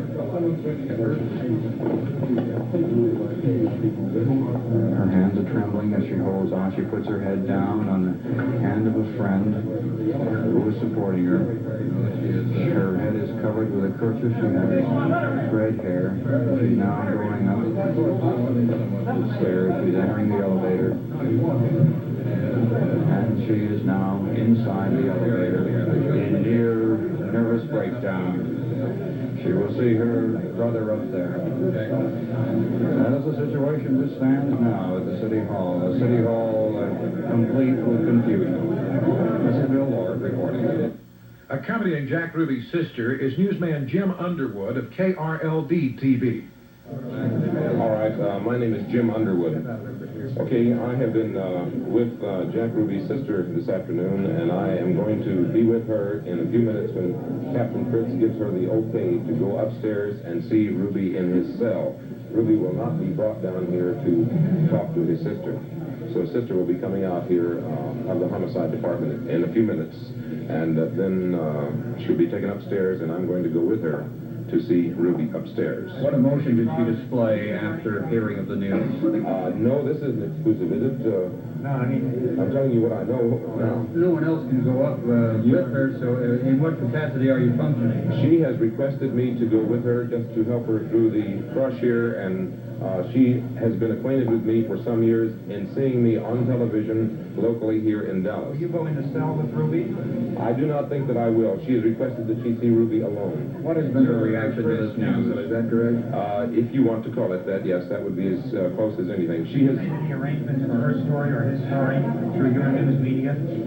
I presume that our news media will carry what I find out, yes. And made no financial arrangements with her? I am employed by KRLD News, both radio and television. We are part of the Dallas Times Herald, so the financial arrangement's been made for a number of years as far as what I find out. How did she react to this news? She does not know yet what's going to happen. She does not know yet she's going up to the jail. But she does know that a complaint of murder has been placed against her brother. How did she react to that? She does not know that yet either. She does not know that a complaint of murder has been filed? She does not know that yet. Has she not been listening to her radio? She has not. I have been with her since about 1 o'clock this afternoon, and we've been sitting in her apartment, and she has had both radio and television off. She does know that he is thought to be the one who shot Lee Oswald. She knows that he did shoot Lee Oswald. She knows that he did, and yet he has not confessed, but she thinks that he did. Captain Will Fritz just told me that Ruby has said that he did it, that it was his gun, and that he had built up a tremendous grievance over the death of the president. Is there any hint whatsoever of any type of collusion between Ruby and Oswald or any international plot whatsoever? Mrs. Grant, Ruby's sister, has told me that she is positive that Ruby was not acquainted with Oswald and never has been acquainted with Oswald. What is her first name? Her first name is Eva. Her middle initial is L. Eva L. Grant of Dallas. That's right. I think, let's see, I have it here. I think she is 56 years old. Just a moment, and I will see. Yeah, there's a rumor. She is 54 years old. Oswald danced with his stripper in one of his clubs the other night. A rumor going around that what? Oswald was in the club Carousel last week. That I know nothing about, and she says she knows nothing about that. She does not live with Ruby, though, so the two could have met without her knowledge. Is that true? That's true. She does not live with Ruby. I beg your pardon? It's in the... well, I won't tell you now. I won't tell you that either. What age? She is 54 years old. I was just talking to Captain Fritz about Ruby, and I asked the captain, I have been more or less out of touch, but I have heard today that the investigation of Oswald has been ended, and I asked Captain Fritz that when I got the chance. and he told me that that was not true, that the investigation of Oswald and the death of the president has not ended, that he has at least 5 days of paperwork to do, and that he intends to go on the Oswald story and check out every fact that he can find out about it, every minute fact, if you're interested in that information. Will you talk to us after you come down from seeing Ruby? I will do that, and I will not be with her when she talks to Ruby, but I will talk to you when I come back down, and I will try to get her reaction. Thank you very much. Thank you very much, sir.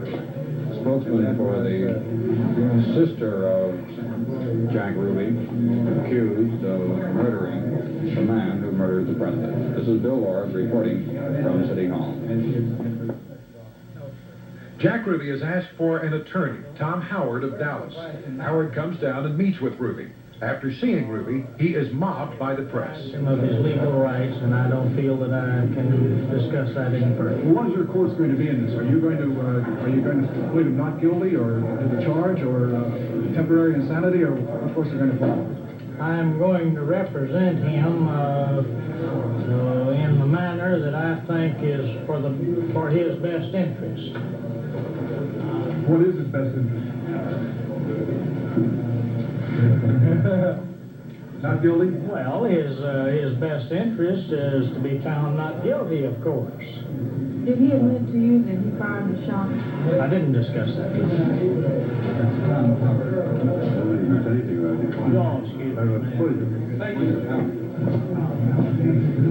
This was Mr. Tom Howard, who is the attorney for Jack Ruby, the alleged killer of the alleged assassin of the President of the United States, Lee Oswald. Like I said before, if his mind was in the condition it seemed to be when I talked to him at the time of the shooting, he could have hardly been anything else but out of his mind.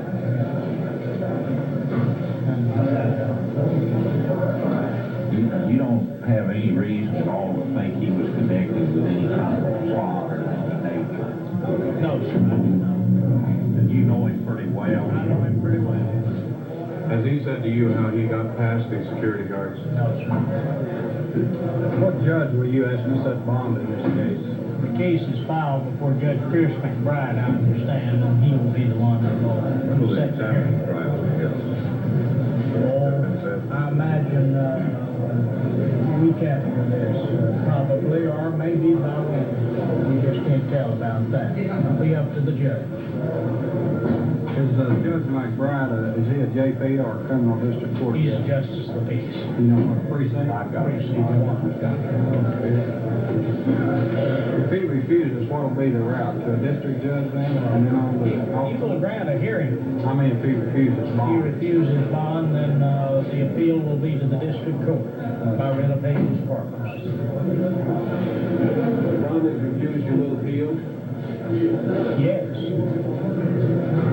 Has Ruby admitted to you that he committed a crime? I haven't discussed the facts of the case with him. You didn't discuss the details at all? I did not discuss the details because he was in no mental condition to discuss it at the time I saw him. What was his outward appearance?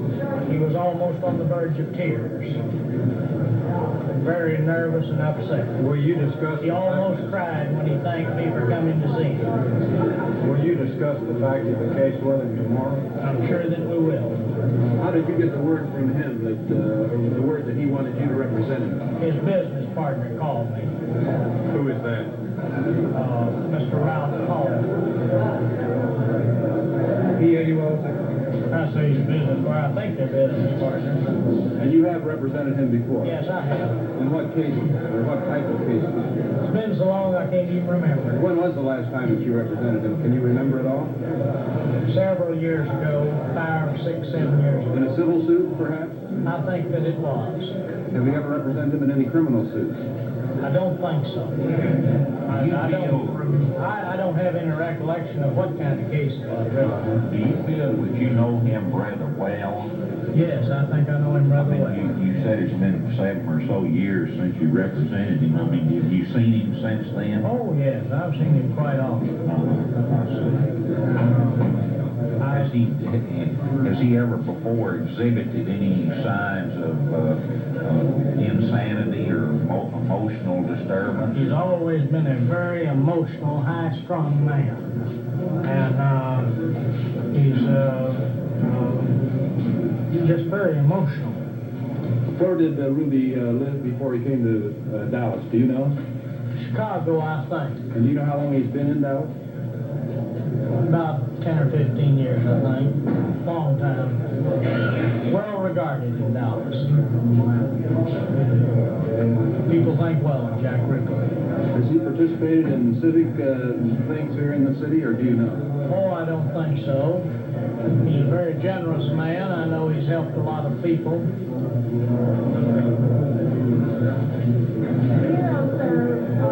Political affiliation, if he has any political... I don't think he really has any, as far as I know. Why was he so affected by the Kennedys? I mean, was he did he like Kennedy very much, or what was his particular... Well, as I said before, Jack was a man that was very proud of all of our presidents. I think he would have been just as upset had it been former President Eisenhower or former President Truman or Hoover or anyone. I think if it had been any president, he would have been highly upset. I don't think political affiliations had anything to do with it. I don't even know whether he's a Democrat or Republican or whether he even knows. Did you ever hear him talk about politics or express his political philosophy?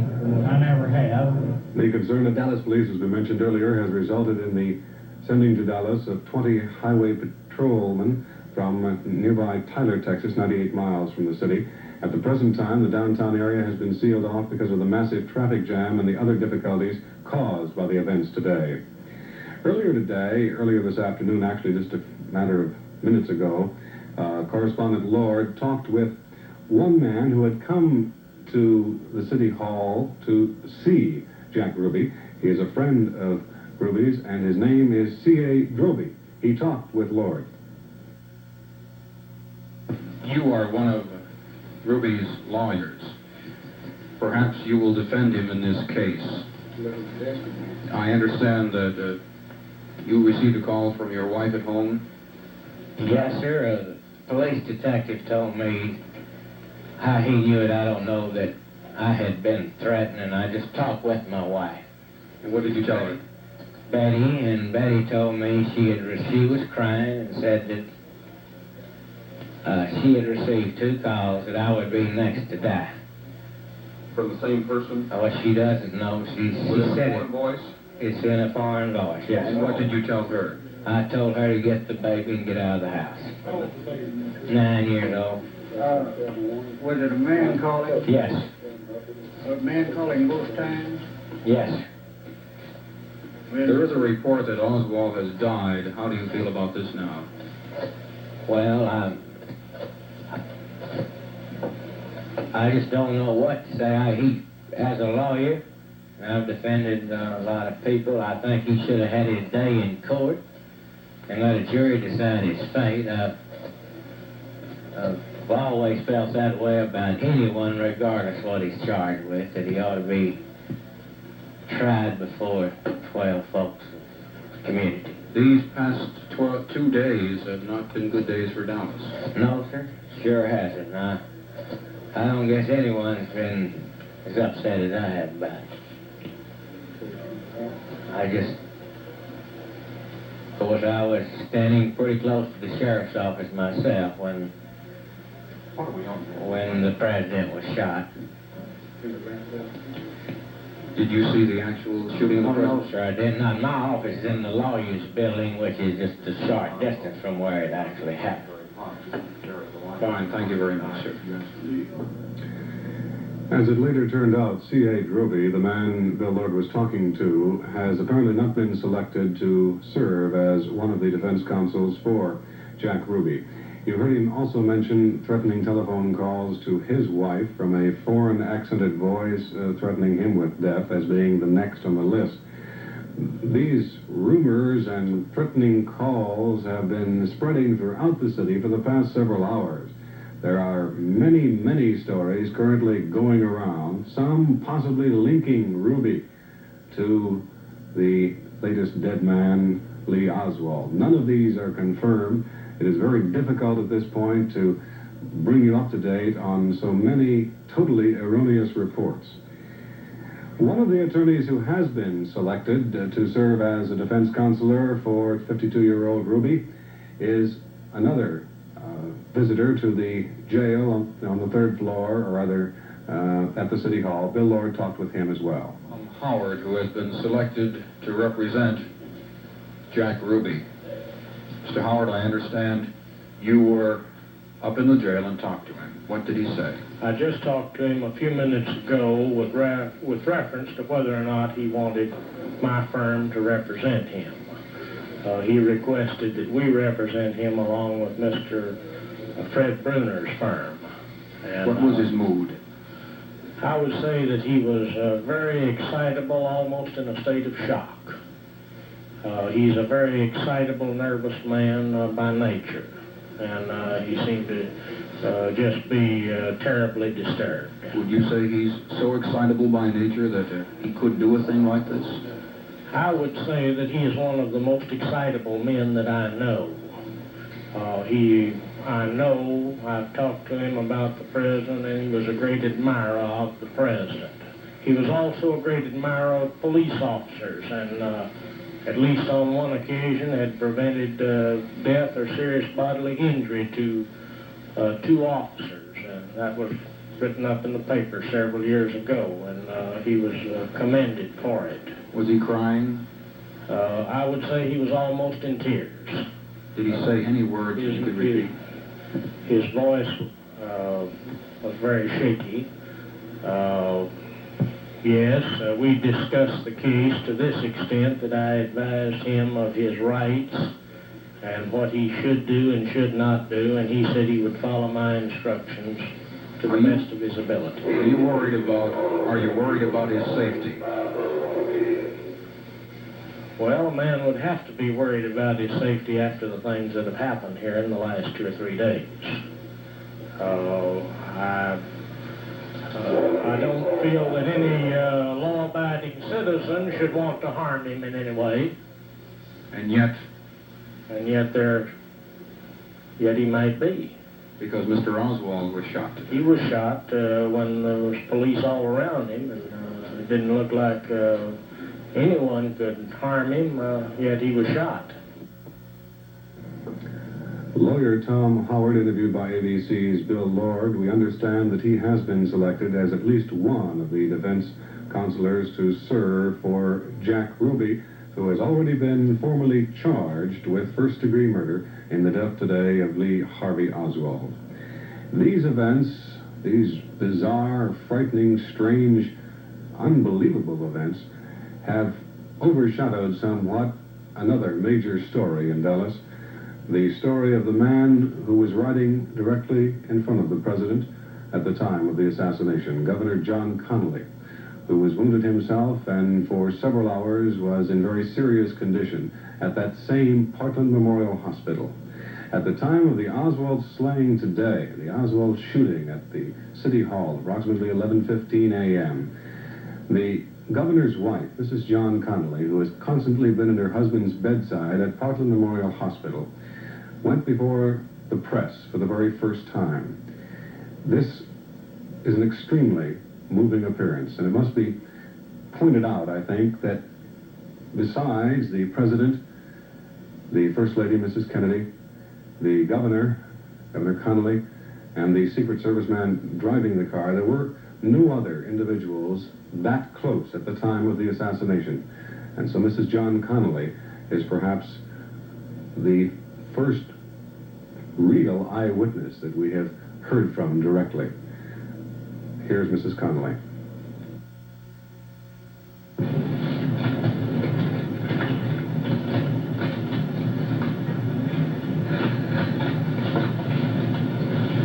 Governor Connelly has asked me to convey to the people of Texas, the nation, and the world our deep sorrow of the sickening tragedy which struck at one of President Kennedy's most triumphant hours. Words cannot fully express to Mrs. Kennedy and to the President's family our feelings, which we know all Texans share. Our son John will be our personal representative at the funeral of the President in Washington Monday. The Governor joins me in asking that all Texans observe the day of mourning Monday in memory of the President. Speaking again for the Governor and myself, I want to express our deepest appreciation for the wonderful friendship of so many fine people. We've received many telegrams, phone calls, and personal visits, for which we are very grateful. I especially appreciate the friendship and warmth of the people of Dallas, both before and after the terrible tragedy. We would also like to thank those who have sent so many beautiful flowers to the hospital. It is our hope that our friends who might wish to do this would instead contribute to the fund for the family of Officer Tippit. Our grief is all the greater because of his sacrifice. The Governor is now apparently out of danger. I talked to him just now, and he asked me to tell everyone he's going to be all right. He's in good spirits, and we deeply appreciate the care he has received at Parkland Hospital from the doctors, the nurses, and the staff. John had a very, very close call. We thank God he was spared. I have one other thing to say, if I can. We had been with the President and Mrs. Kennedy through the tour. It had been such a wonderful tour. And when we arrived in Dallas and the long motorcade, the people couldn't have been friendlier. The crowds couldn't have been more wonderful, more generous in their reaction to the President. And I just had such a good feeling about the way they had received him in this city. I had just turned around and said to him, "You can't say Dallas doesn't love you, Mr. President." That was it.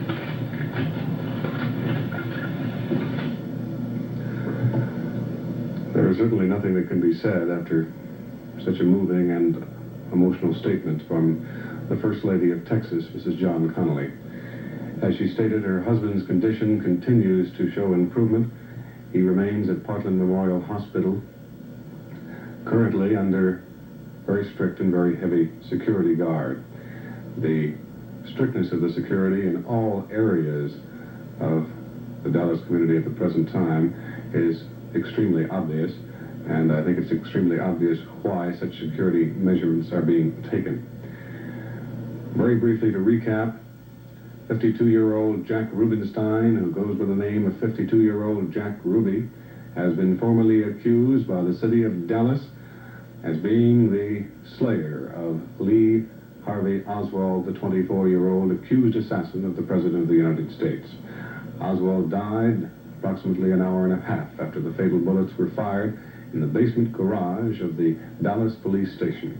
At the present time, Ruby is being interrogated once again on the third floor of the Dallas City Hall. We understand that his sister, who has only recently recovered from surgery, has left her home to visit her brother. Mrs. Eva Grant is now at City Hall. We also understand that the city officials of Dallas, the city police officials, Police Chief Jess Curry, and federal agents are meeting at this hour at the chief's office and are awaiting the arrival from Washington of a key Justice Department official, apparently to piece together the strange facts and the multitude of rumors and suspicious stories that are circulating throughout this city tonight. This is Roger Sharp reporting from the studios of WFAA-TV in Dallas. Now back to Bob Young in New York.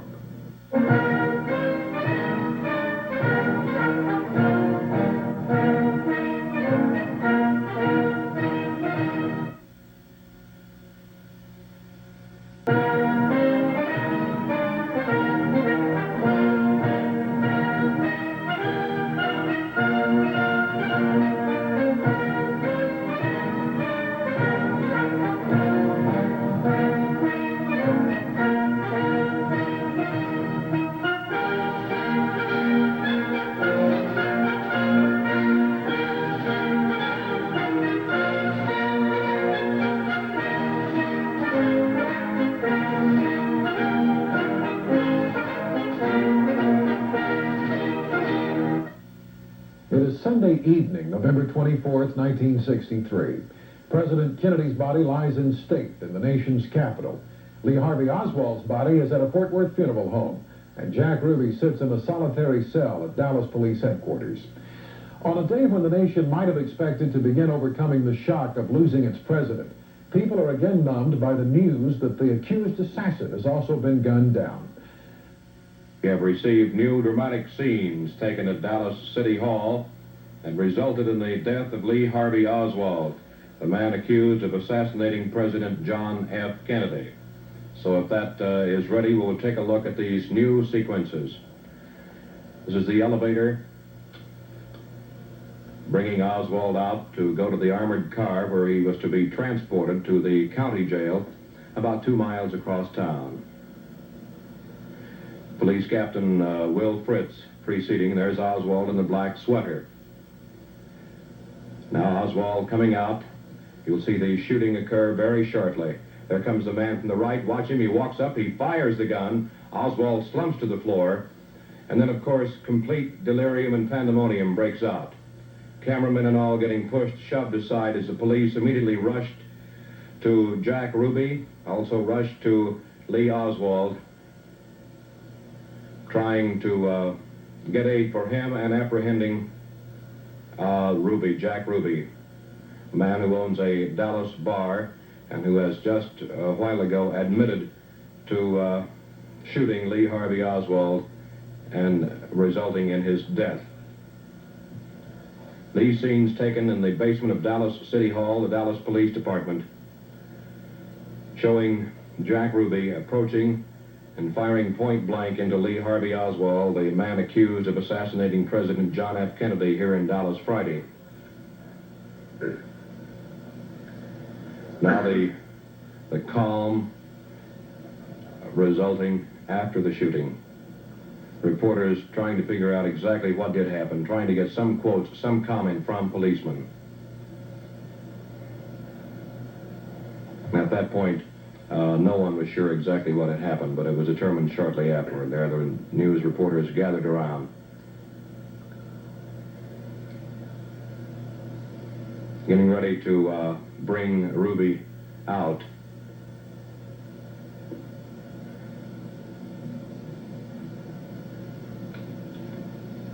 Now they're bringing the Lee Harvey Oswald out in an ambulance. Ambulance is coming in actually to now the body of Oswald being carried out and will be placed on the ambulance. There is Oswald on the stretcher, gravely wounded at this point. Died later at Parkland Hospital after open heart surgery failed.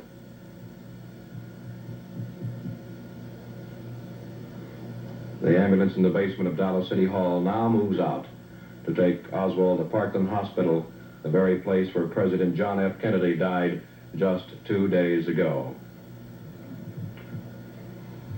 Roger Sharp. Thank you, Bob. The facts of the story at the current time, attorney suspect Jack Ruby, the man who is the alleged slayer of Lee Oswald, has been formally charged with first-degree murder and is being held at this hour at City Hall. 5½ hours ago, a shot echoed through these halls, and one of the men closest to the point where the shot was fired is this man. He is a detective, Detective L.C. Graves. Could you tell us what happened and what you were doing at the time? Well, about 11:15 this morning, in an attempt to transfer Oswald to the county jail, we got as far as the basement of the city hall, and a man lunged out of the crowd and fired one shot into his stomach. Now, what were you doing? Were you escorting him? Yes, I was helping to escort him at that time. You were holding on to his arm? Yes, I had a hold of his left arm. Now, there was another detective. He was handcuffed to Oswald? Yes, Detective LaBelle was handcuffed to him with his left arm to Oswald's right arm. When the man came out of the crowd and the shot was fired, what did you do? Well, I grabbed his arm and took the pistol away from him. Were there any screams? I didn't hear any screams at that time. The man, did he appear so quickly that preventive action could not have been taken? Yes, he did. He was only a few feet. We were only a few feet from the newsmen that were right in front of us. There was quite a large line of them, and he just lunged out of the line of men right into us. Thank you very much, sir. It was Detective L.C. Graves, one of the men who was with Oswald when he was shot. This is Bill Lord reporting from Dallas City Hall. There is still activity on the third floor of Dallas City Hall where Jack Rubenstein, better known now as Jack Ruby, the accused slayer of Lee Oswald, is undergoing further interrogation. He has been formally charged with the murder of Oswald. Oswald was shot at approximately 11:15 this morning. He died at 1:07 at Portland Memorial Hospital. Once again, to bring you up to date, we would like to recap the actual incident, the actual shooting of Lee Oswald. We go back to that hour this morning, shortly before 11:15. The elevator bringing Oswald from the fourth floor jail cell to the lower level, the basement of City Hall. He is escorted out of the elevator, led by Chief Homicide Investigator Captain Will Fritz and other detectives and uniformed policemen. Oswald was to be transferred by armored car. Now watch.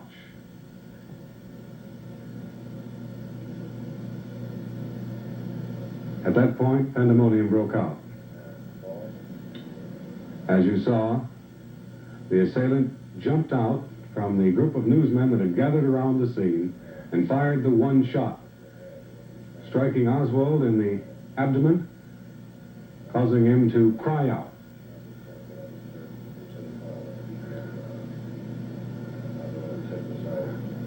Oswald was then taken back inside the basement from the garage compound of City Hall and laid on the floor. An ambulance was called for, and Lee Oswald was rushed to Portland Memorial Hospital, where he spent an hour and a half on the operating table before he was pronounced dead. Ruby was apprehended by police immediately and hustled into an elevator to the familiar third-floor interrogation room, where Oswald has undergone questioning for several days, or for the past 2 days.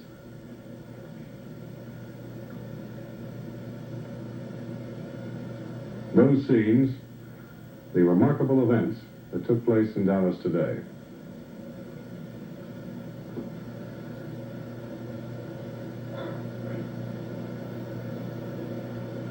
This, the bewildered crowd of newsmen and photographers that tried to piece together the surprising events that took place within a matter of moments. It had been expected that here you see the ambulance arriving to take Lee Oswald out of City Hall to rush him to Portland Memorial Hospital. He never regained consciousness after he reached the hospital. He was able to make no deathbed statement of any kind. Doctors, a whole team of surgeons, worked feverishly for an hour and a half massaging his heart after a cardiac arrest. Here is the Oswald shooting once again, in stop action, frame by frame. You can see Jack Ruby come out from the right of the screen and pull the trigger.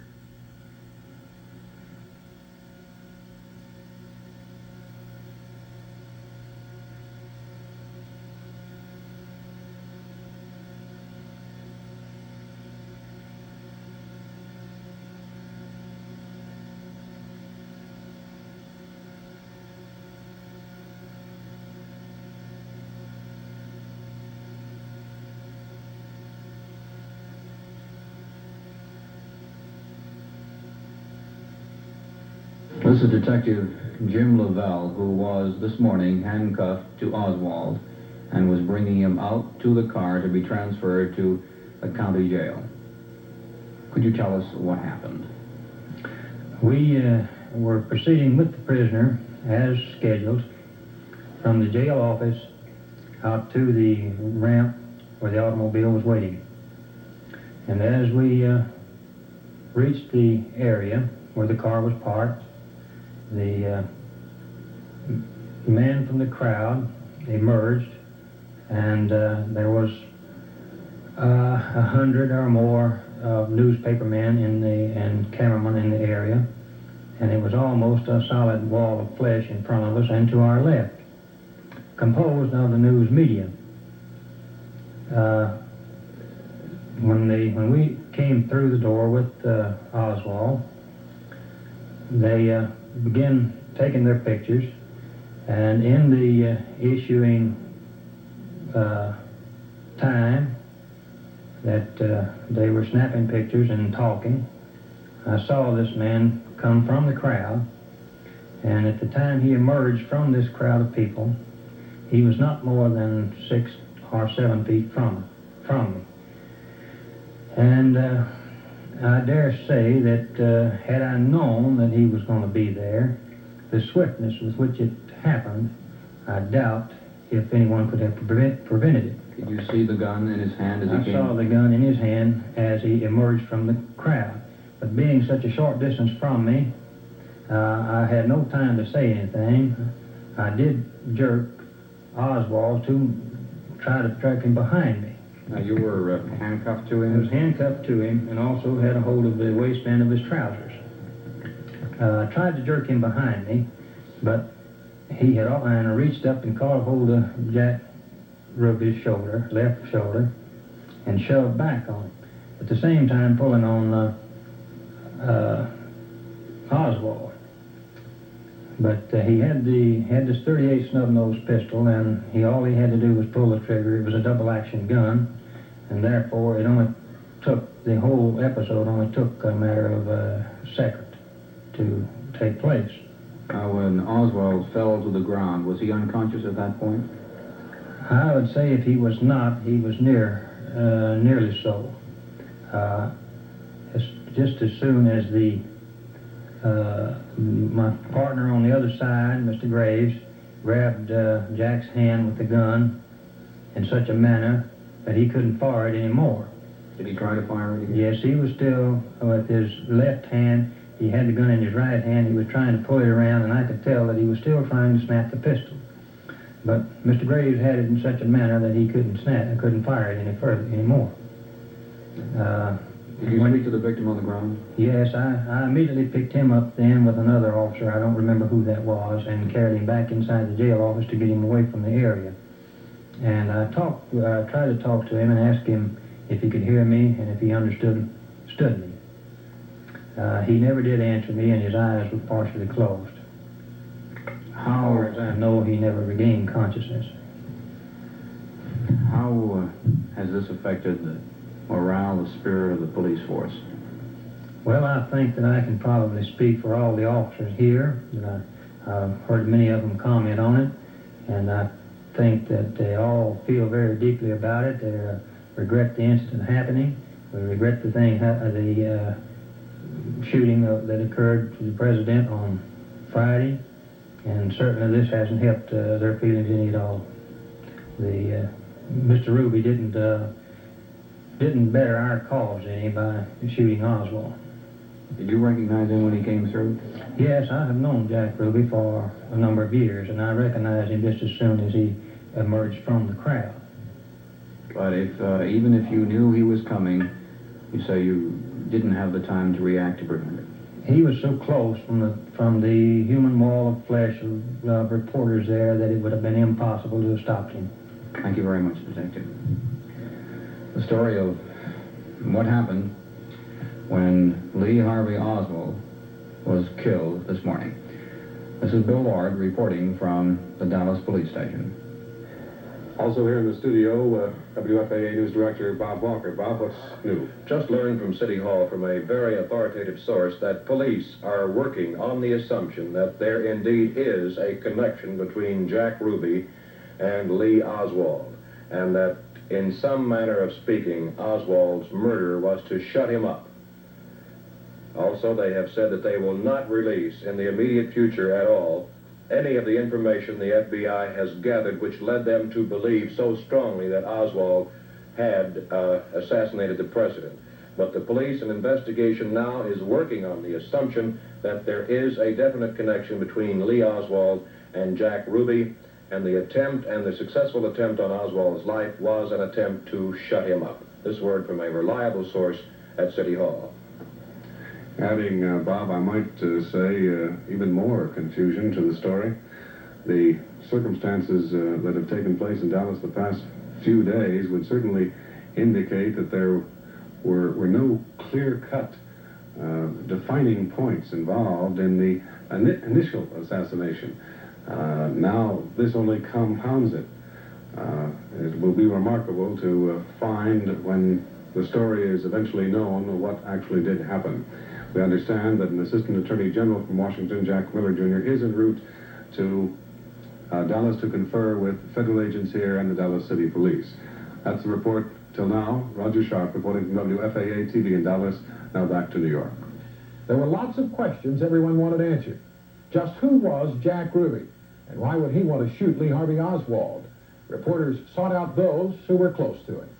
This is Tony Zoppi, who is the only newspaper man to talk to the sister of Jack Ruby after she visited with him in his cell. What did you gain from this?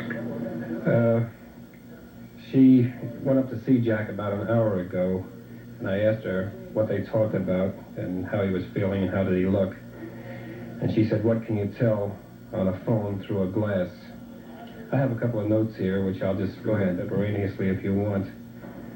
She said he called her right after the president was shot and went over, and she said, "I could see he was extremely emotional.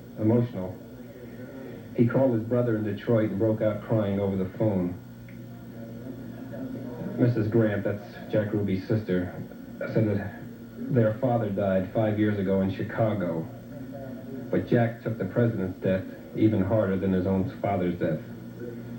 She said he refused to eat all day Friday and just bought the papers and kept reading about this thing over and over again.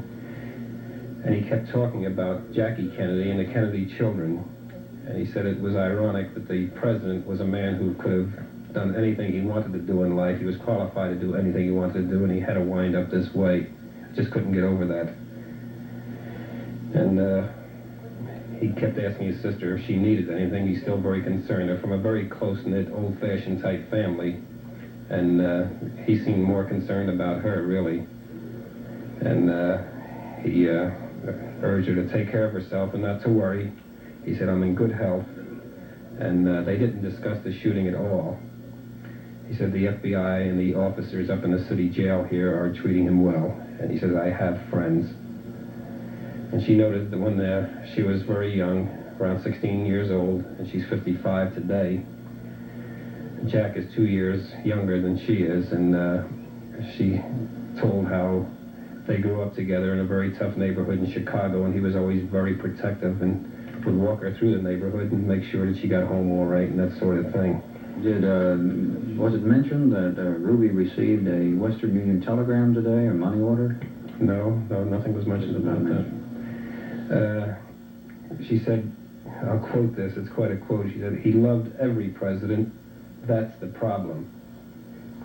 In other words, he had this intense feeling very proud of, he's a first-generation American, and his parents came from Poland, and he was very, very proud of the President Eisenhower, Truman, all of them. He was very fond of Truman, it seems, because this was sort of a self-made man, and Jack has only had 2 years of high school education, and he was quite impressed that someone like Mr. Truman, who doesn't have a college education, could have gained the highest office in the land.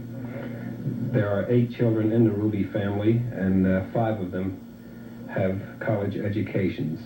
She said her father was, quote, a very religious old Jewish carpenter. This is his sister's father. Jack and his sister, yes. And I said Jack was very religious. As a matter of fact, he went to the synagogue yesterday afternoon. He attends the Sheriff Israel congregation here in Dallas. And she turned her brother an easy touch in that she said oftentimes he leaves home with money to pay bills, and he'll go down the street and people along the way will ask him for money, and he'll stop and give it, and by the time he gets to the place where he's supposed to pay his bills, he doesn't have enough money left to pay them. And she said she was invited to lunch today and was getting dressed when the news came over the television that her brother had shot Oswald, and she went into hysterics. She said yesterday Jack spent the afternoon watching television here on Channel 8, and he was watching the playback of the Kennedy years, and she said he cried throughout the show. He was extremely emotional. And she said her brother called minutes after he learned of the president's death, and he was sick. A newsman here in town called him immediately following the assassination of President Kennedy and wanted to know if Jack Ruby was going to close his nightclubs. He has 2 nightclubs here, and they wanted to know if he was going to close down for the night. And he said not only was he going to close for the night, but he had decided to close for 3 nights and possibly 4. He said, how could anyone go night clubbing at a time like this? And in closing, after he hung up from that conversation, and let me say this, as a nightclub editor, I know it takes quite a bit of money to operate one of these things and close them down, because you've still got expenses. You have your rent and your floor show and your band and all to pay. And he told his sister, he says, we ain't got no money, but we don't need it that bad. And that's the story. That's it. Thank you very much, Tony. Okay. Another look at the man who killed Mr. Oswald. This is Bill Ord reporting from the City Hall. Jetta, how long did you know Jack Ruby? I knew Jack Ruby for approximately 4, 5, 6 months. In what relationship? I was employed as the feature at the Carousel Club, and I had known Jack before I went to work there, and I had a slight hassle with Jack, and I had left, and that was the end of my association with Jack. What kind of a man was he? Jack Ruby was a fanatic. He was a very nervous man, a very violent man. He would cause hassles and harassments, and always running around, very energetic. Would you say he had a violent streak in him? Oh, yeah, very much so. Yes, he would get carried away by something and lose all rational thinking. He would just go off and just, he had to prove something. He had to be somebody. I've heard some stories about him being a rather generous type. They tell a story that when a customer at one of his clubs would call for a taxi cab, Jack would put 50 cents aside in the event the customer left, and then the cab driver would come up and have to go away empty-handed. He'd give him the 50 cents. Is this square with his character as you knew it? Oh, yes. Jack was almost a dual nature. He would be very nice. He was very helpful to me. He would change completely then, and the next minute you'd be his worst enemy, and he'd be against you, and he wanted everybody to support him against you, and it was a very irrational man, very emotional. Did he always carry a gun? I don't know him that well, but I have seen him with a gun, and I presume he carried it every night. It seemed to be a habit of his. What about politics? Did he seem interested in politics, particularly regarding the Kennedys? I have heard Jack talk about the Kennedys, and I've been trying to think, and it's so confusing today, but I believe he disliked Bobby Kennedy. Get no recollection of what he had ever said about the president.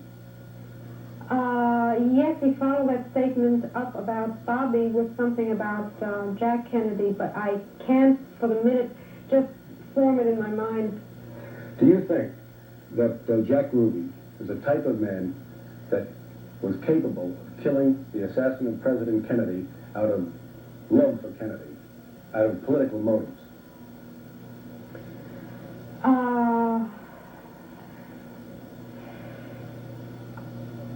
I don't think he loved Kennedy that much. I don't know why he would do it. I'd say he would be perfectly capable of an act like that, very much so. But the reasons for it, those are hard to pin down, as the portrait of Jack Ruby emerges piece by piece. This is Paul Good, ABC, in Dallas. Will you give me your name, please? Joy Dale.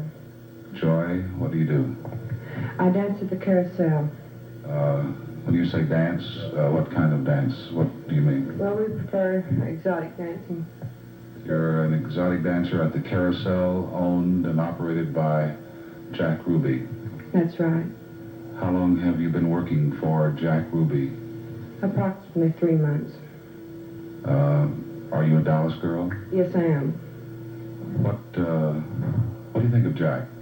I think he's a very swell person. Did you start dancing? Did you start your career at the Carousel Club under the tutelage of Jack Ruby? No, I didn't. Started somewhere else and then moved here? Yes, I did. You say Jack is a wonderful person. What do you mean he's a wonderful person? I know him as a friend and as a boss also, and I've known many people that he has given a helping hand that needed it, and it's... As an example? Well, I have a friend right now that came to Dallas unemployed, not knowing anyone, had met Jack once. Jack gave him a place to stay until he found him a job, gave him money to live off of, until he went to work, until he could move out. Another girl that works in the club now is a waitress. She was in Florida.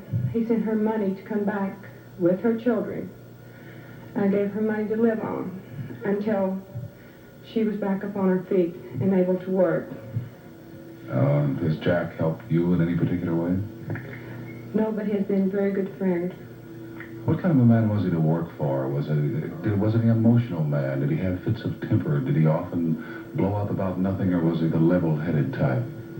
Jack is a very emotional person, like people know. All the people that know him as an emotional person.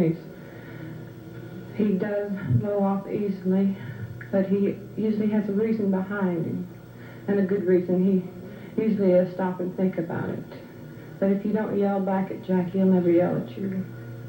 Someone said earlier that Jack was the kind of person, if he liked you all the way, and if he did not like you, he did not like you all the way. Do you think that's true? Yes, I believe that's true. Have you seen any evidence of this? Have you seen people that Jack did not like and the way he reacted? Yes, I have. Could you tell us about him? Well, in certain instances, a person said something that maybe Jack didn't approve of, but Jack would say so. And Straightforward. Straightforward. And Jack's type of person, if he likes you, there's not anything he won't do to help you in any way, money or just by being a pal. In a lot of ways, it's hard to just sit here and say. You like Jack Ruby? Yes, I like Jack Ruby. It was said earlier, I believe, that one of the performers there at the Carousel recognized Oswald in the audience. Is this possible? I'd say this is very hard to do because of the lighting in the club is very dim. And when you're on the stage, which I am 7 nights a week, the light is right in your eyes. Myself, I wear glasses. I can't see very far without them.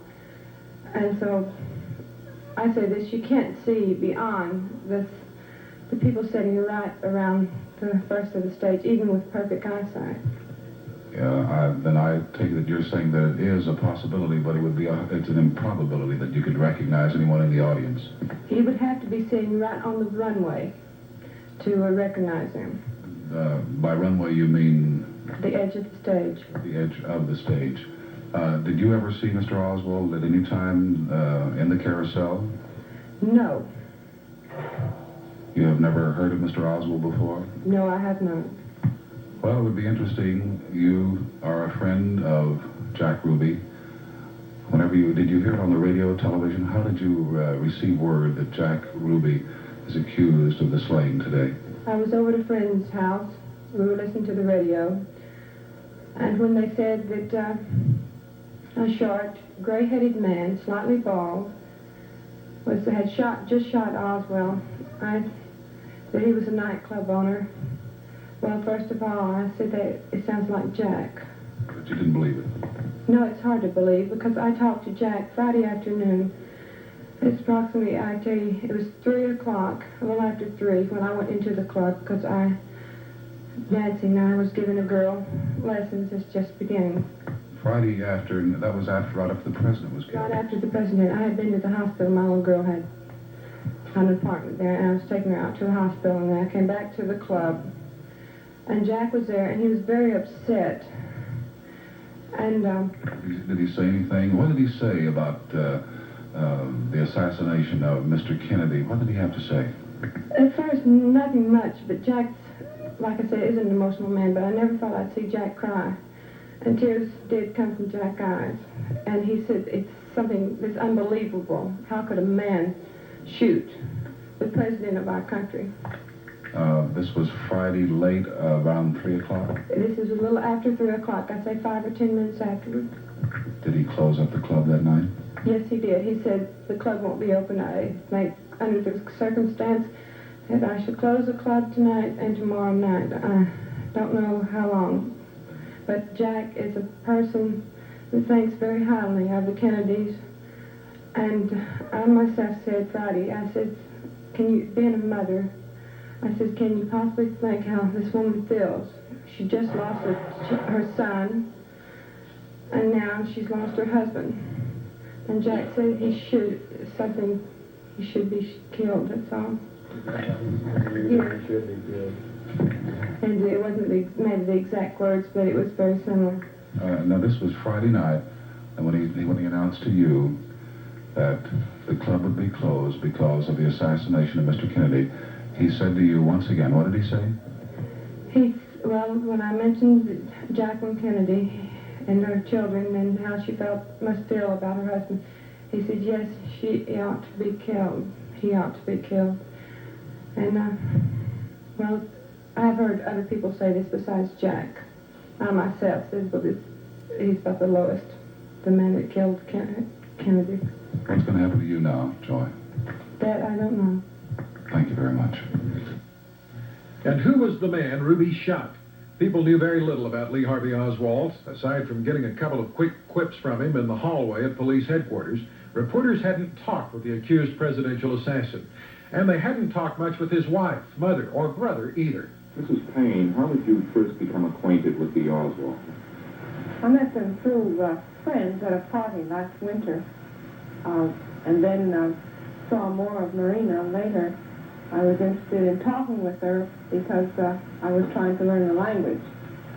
Then later, they had financial difficulties when he lost his work, and eventually led to my inviting her to live with me in Dallas while she was waiting for her baby, that was born in October, and to stay on a couple of months with me, just as one woman with another can help when babies are small. And then I think they expected to get an apartment together when they could afford it, say after Christmas sometime.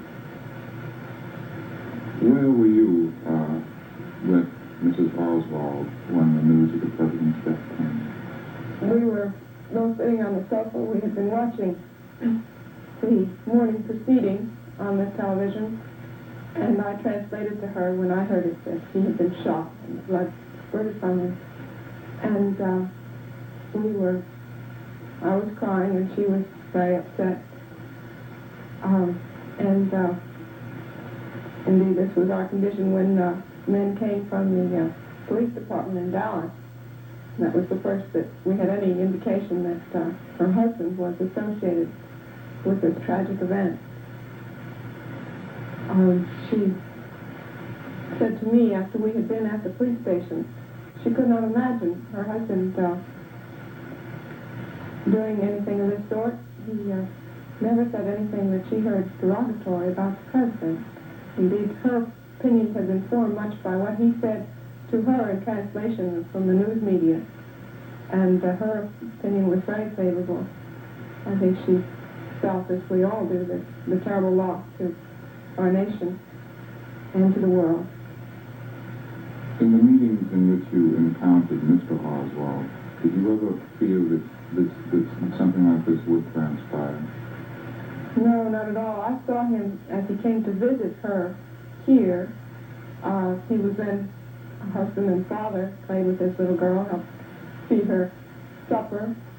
I still can't imagine that he could do anything as violent, as premeditated as he must have done.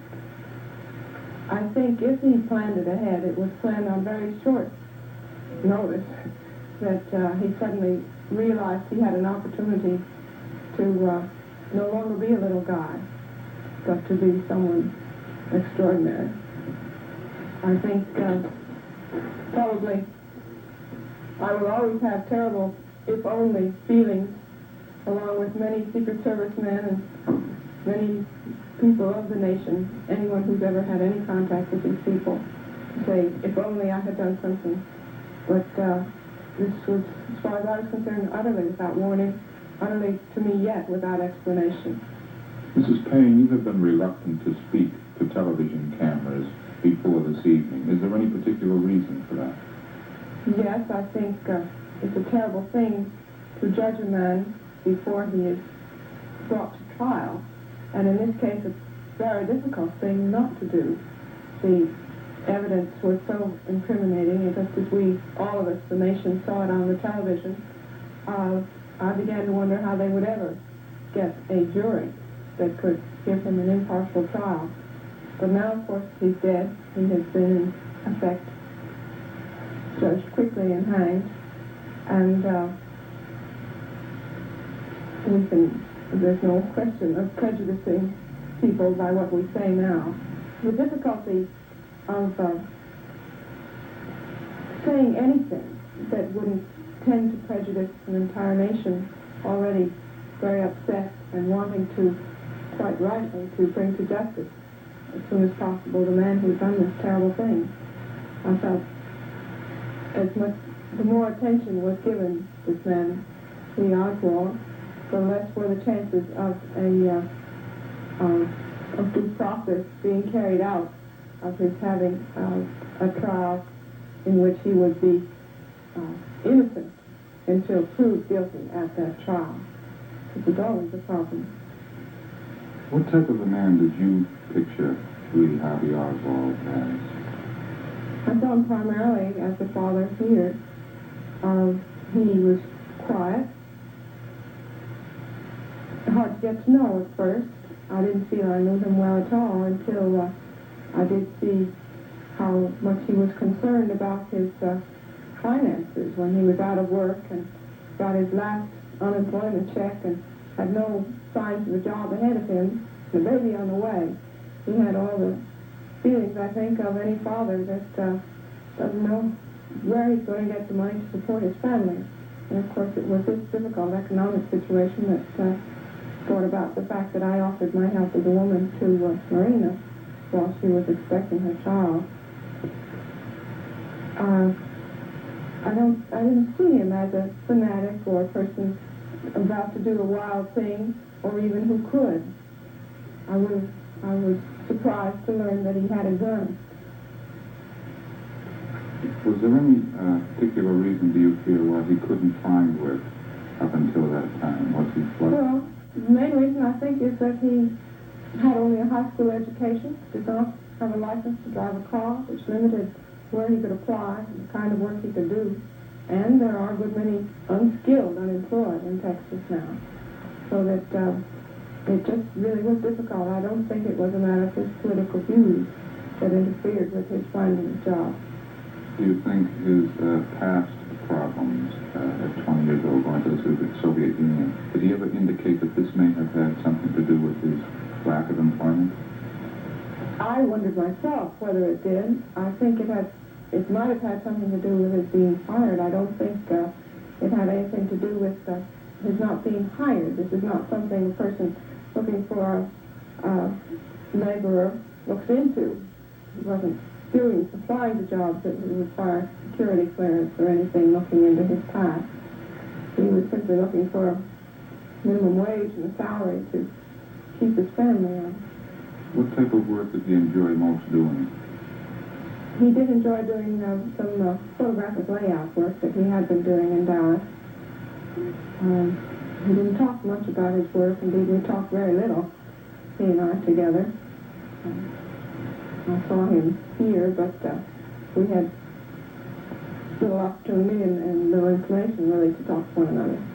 You were in very few social commitments with him or in social circles, but did he at any time indicate any overboard feelings one way or the other in talking with you? I did feel that he was very rigid in his thinking about some doctrines that I cannot understand at all. I do think he was a book Marxist, had read the books and thought that this was the way it should be, that capitalism was a bad system. I felt as he talked that there's no point in arguing with this man. If he thinks that he's out to be exploited, I think that's more the comment of a man who feels a little bit persecuted by life than a rational and a point that he could substantiate in fact. I just observed to myself, here's a man who feels that life has been tough and he hasn't got a proper deal out of it. I hoped that he might feel that life was generous. I hoped indeed that he might feel some generosity here in what he received from me for his wife. I really hoped that he might feel some ease of this discontent he did feel in the existing society, just by easing it in his own heart to feel ease. But I guess I'm no psychologist. I suppose it's just all too late when a man is 24 to change his feelings about the way life is or the way he expects it to treat him. How is Mrs. Oswald? What were her feelings? Did she ever express them to you in conversation about this country? Yes, she likes this country very much. She would like very much to stay here and raise her children here. She has felt people very friendly.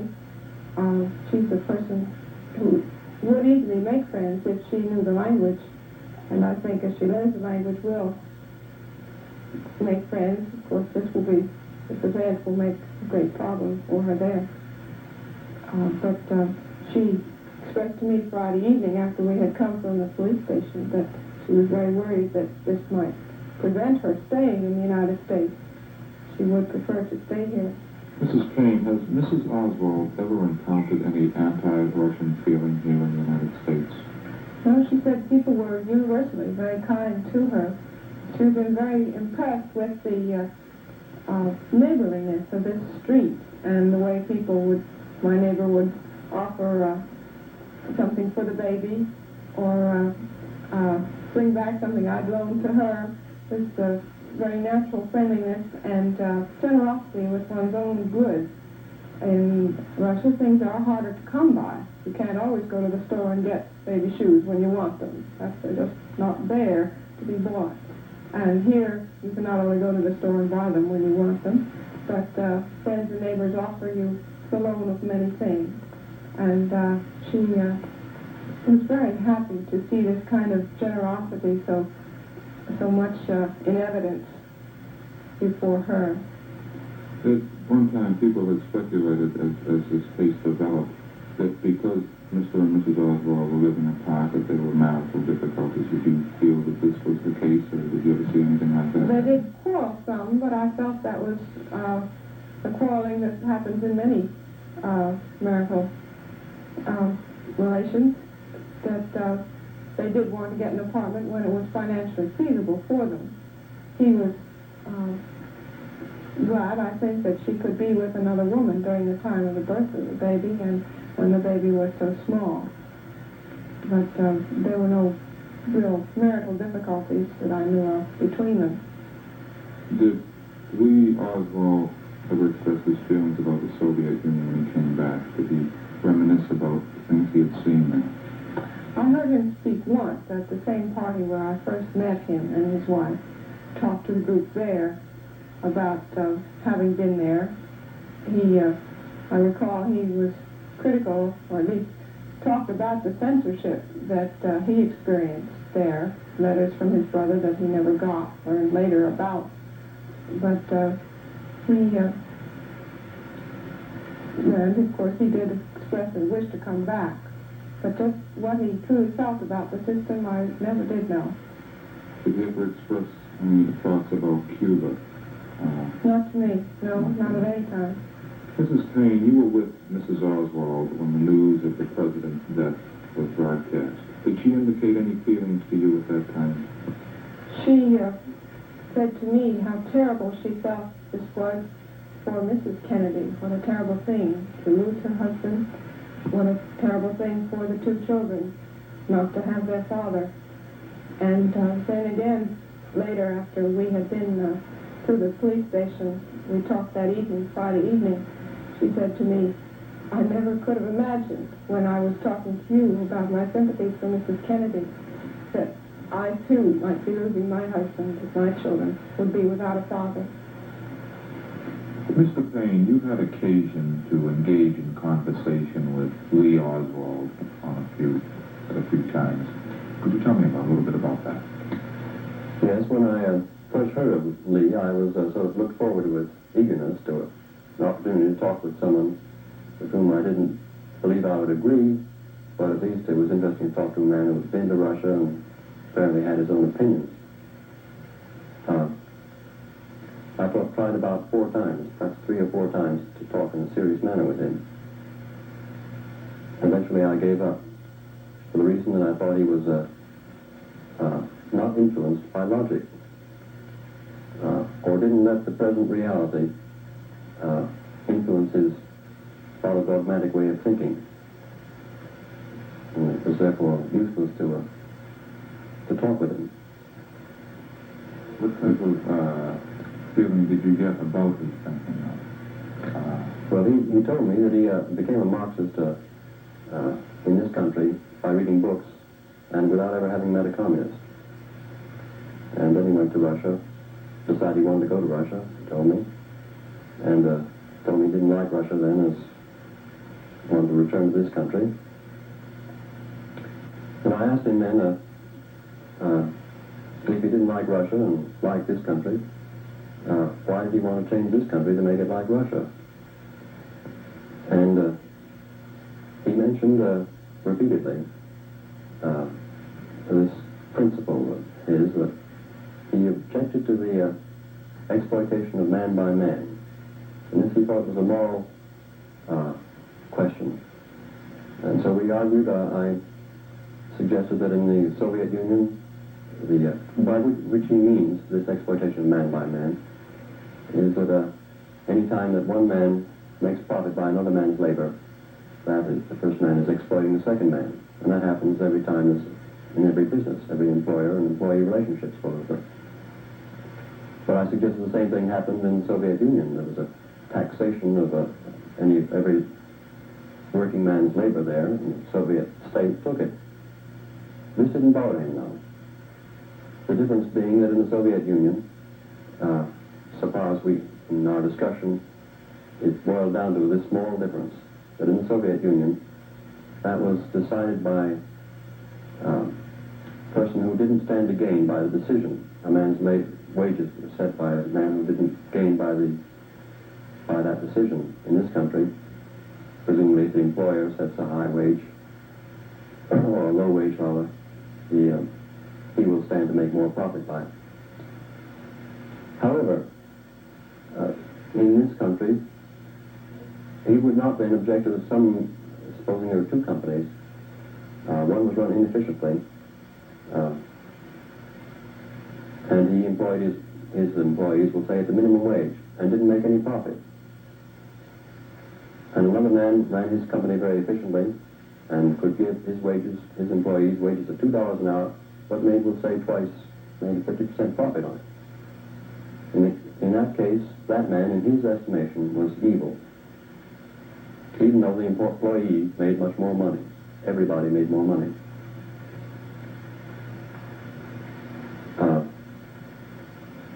This, it seemed to me, when his total concern hinged upon a small principle of this sort, and was utterly unrelated to the realities of how much the man made, or his standard of living, or his happiness, seemed to me both illogical, or rather, it didn't have, we could no longer talk on that subject. Did you feel at any time that this type of feeling were the reasons why he wasn't able to find work? Did you? Yes, I felt that he was perfectly aware of this relationship with his, here's purely conjecture, but he probably felt, I know he felt this relationship to his employer, and he may have voiced it, or he may have shown it in his scorn, which is the way he approached most people, so they felt it. He was aware of it, even if he didn't speak of it to his employer. Did he wear his, let's say, Marxist views as a badge? Did he use them to gain attention at any time, or were they just there to be talked over? With me, he spoke very freely, and he complained that with other people he couldn't, they wouldn't talk about political subjects. He would talk about nothing else. Now I read in the papers that he didn't talk with anybody else, or didn't generally talk freely, so I couldn't answer that question. I would say he was the kind of person who likes to put himself in a position of belligerence. Mr. Payne, did Lee Oswald's political philosophy at any time indicate to you that he may have been capable of the crime he's accused of? I was very surprised. When I heard that a shot had been fired from the building in which I knew he worked, I thought of him immediately, but dismissed it because I didn't think it was that irrational. I don't see how this act of killing President Kennedy will help any cause that he professed or loved. And certainly it doesn't help the Soviet Union in any way that I can see. Neither had he ever expressed any animosity to the president. He didn't like, he liked very few people, but he didn't, I expressed my appreciation of President Kennedy, and he didn't ever argue with me on that point. So it was a surprise to me how this happened.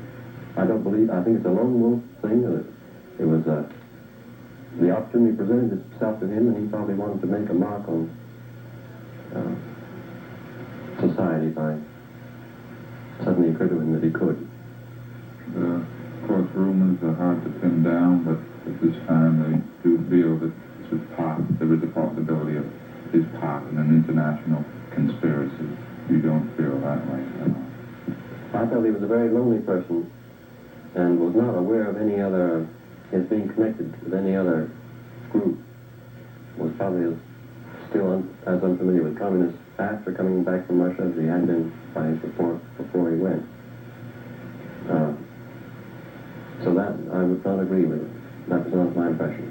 Did you ever have a chance to talk about Cuban communism or Castro communism? Did you ever express any thoughts on that?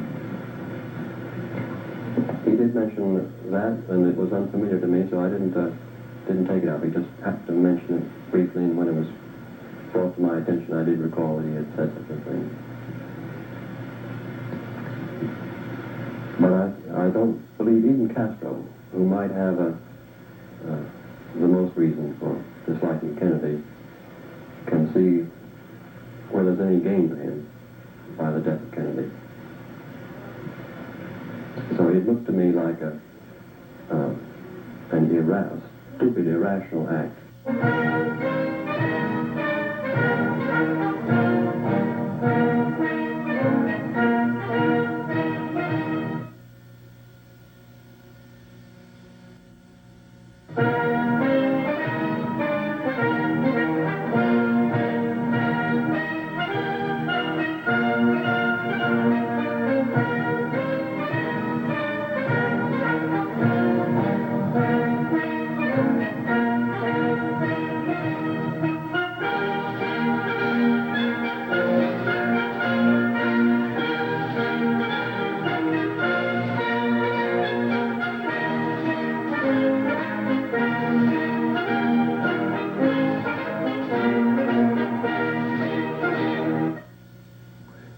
Late Sunday night, November 24th, 1963. Tomorrow, funeral services for the President of the United States will be held in Washington. In Dallas, people are still in shock over what's happened to his accused assassin, Lee Harvey Oswald. Roger Sharp reporting. This is City Hall in Dallas this night after yet another day of almost unbelievable events. At this hour last night, Lee Harvey Oswald, accused assassin, was locked under heavy guard in the jail cell on the 4th floor of this building. Tonight, Lee Oswald is dead, and another man, Jack Ruby, is jailed. On the 4th floor, he is the accused assassin of Lee Oswald. These names and these facts are tonight entwined in a maze of confusing fact, rumor, and speculation. ABC's Bill Lord is standing by at City Hall, and we will be going to him in a matter of minutes. Today's events came to life early this morning at approximately 11:10 as city police were preparing to transfer Lee Oswald from the City Hall jail to the county courthouse jail, some 10 blocks away and almost directly across from the scene of the assassination of President Kennedy on Friday. From a late film report of the events today, let's look at exactly what happened. It was about 11:15 this morning when Lee Oswald was brought down from the jail cell on the 4th floor, down the elevator of the City Hall building to the basement level where he was to be transferred under guard to a waiting armored car for the 10-block trip. Outside, several hundred spectators. Will Fritz, Captain Will Fritz, chief homicide interrogator, and other detectives were with him. Now watch closely now. The man steps in and fires. At that point, pandemonium broke out. Police immediately grabbed the man who stepped before Lee Oswald and fired one single shot into his stomach. Oswald cried out. Police reached him on the floor of the garage and carried him back inside and laid him on the floor of City Hall's basement. An ambulance was rushed to the scene.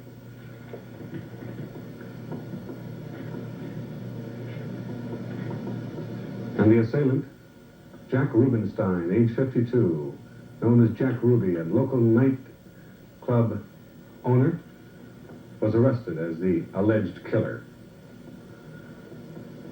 At this point, Lee Oswald was alive as they awaited the ambulance. These scenes showing some of the confusion, the stark horror on the faces of many who couldn't believe what they had witnessed. Even seasoned reporters and newsmen on the scene were confused, stunned by the event. The minutes passed by, waiting for the ambulance, as word flashed throughout the city that Oswald had been shot. The ambulance arrived to take Oswald from City Hall to Portland Memorial Hospital. He had been planning to travel in an armored car under protection to another jail cell. Bleeding and unconscious.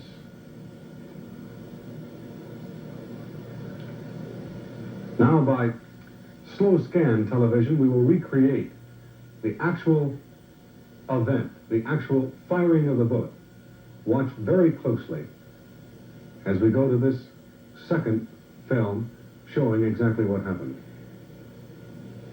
Watch the reporter holding the microphone on the right of your television screen. As that microphone goes in, a flashbulb goes off, and the assailant steps into the picture in front of Oswald and fires. Another flashbulb. Oswald falls to the ground. He saw him wince. He screamed. Police immediately grabbed the man, the assailant, identified later as Jack Ruby, the man accused of killing Lee Oswald. We now understand that on the third floor of City Hall at this exact moment, ABC's Bill Lord is standing by with a late report. There are now 2 infamous locations here in Dallas. Less than 60 hours ago, the President of the United States was being warmly greeted by Big D. The term Big D seldom heard here anymore. The corner of Houston and Elm Streets became famous or infamous immediately. The spot where the President was shot by assassin's bullets. Here, on the basement level of the City Municipal Building, another infamous spot. For it was here that the man police accused of murdering the President and a Dallas police officer and wounding the governor of the state was killed. Killed by a man named Jack Ruby. An already grieving nation was shocked once again. Lee Oswald lived 48 hours and 7 minutes longer than the President of the United States. The accused assassin was pronounced dead in the same hospital where Dallas doctors valiantly attempted to save the President's life. What happened here today was absolutely impossible, according to police and according to newsmen. The area was very secure. There were police in every possible corner. Yet this ring of security was broken by a man who lunged out between photographers and shot the man who was accused of killing the President. When Lee Oswald was driven out of here in an ambulance, people on the street were heard to cheer and applaud. For one moment, their real feelings had been unmasked. Later, when I talked to them, they said, well, we are upset over this violent act. Yet few of them would express any concern for Oswald's health. The transfer of Oswald was announced in advance. They said it would be approximately 10 o'clock today. It occurred shortly after 11. This advanced publicity might have been a contributing factor. The presence of the news media encouraged the police to cooperate fully. They thought of getting Oswald out a back door, but they decided not to. They wanted to cooperate. No one can rewrite history, but we can all hope that the lessons learned here in Dallas during these past 3 days will teach us something, and that history will not again be written by assassins. This is Bill Ward reporting from the Municipal Building in Dallas. Returning you now to Roger Sharp. Continuing our recreation of the events of this yet another unbelievable day in Dallas, Lee Oswald, as you saw in our earlier film, was rushed from City Hall to Portland Memorial Hospital. He is shown in these scenes arriving at the hospital. The time now is approximately 11:32 a.m. He is taken to emergency room 2, trauma room 2, just a few feet from emergency room 1, trauma room 1, where President Kennedy had died almost exactly 2 days before these unbelievable pictures. Lee Oswald never regained consciousness. At 1:07, Chief Surgeon Dr. Tom Shires met newsmen on the first floor of the hospital.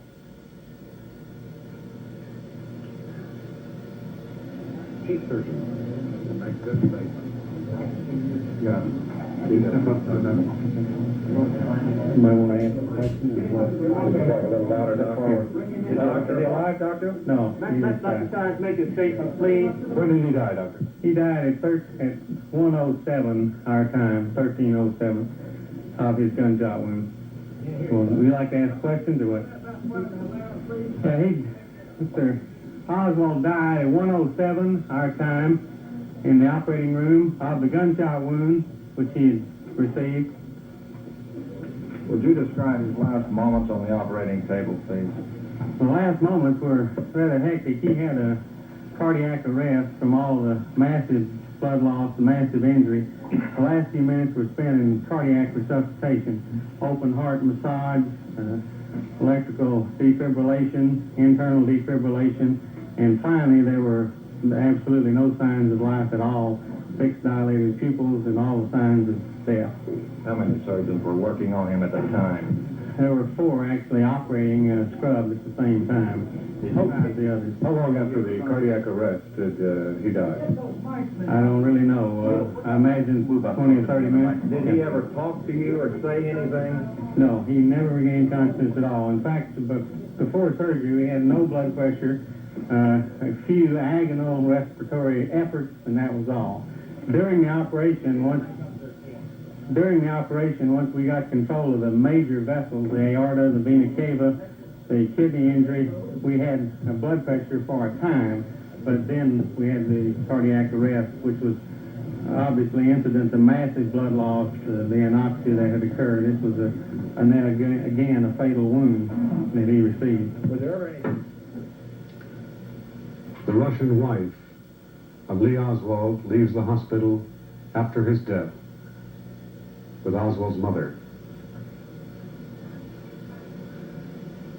Oswald's brother was also in the scene. On the scene. There's the first scene we had after the apprehension of Jack Ruby.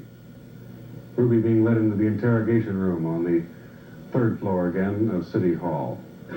Ruby, the owner of a nightclub, Carousel. Dallas District Attorney Henry Wade no longer has to worry about prosecuting accused presidential assassin Lee Harvey Oswald. Now he will try Jack Ruby in court for murdering Oswald. Although charges have been filed, it will be presented to a grand jury on Rubin. We'll probably immediately within the next week, and it'll probably be tried around the middle of January. Has the district attorney's office closed its investigation of the assassination of the president? Before sending again to Washington? Before. Before sending again to Washington? Yes. Do you think it was unusual for Jack Ruby to be in that crowd? I don't pass on that. Unusual to be in that crowd? I don't. Well, I haven't been here since last night, so I don't know anything about today's happening. How do you feel about not being able to try Oswald as the killer of the president? Well, we will try Ruby and ask the death penalty on him about the same time. Well, how about I don't want to go into whys or wherefores on anything. Has your office closed its investigation into the death of President Kennedy? No, sir. The investigation will continue on that with a basis toward, and we have no concrete evidence that anyone assisted him in this. But the investigation, I'm sure, will go on with reference to any possible accomplice or people that assisted him in it. Do you have a suspicion now that there were?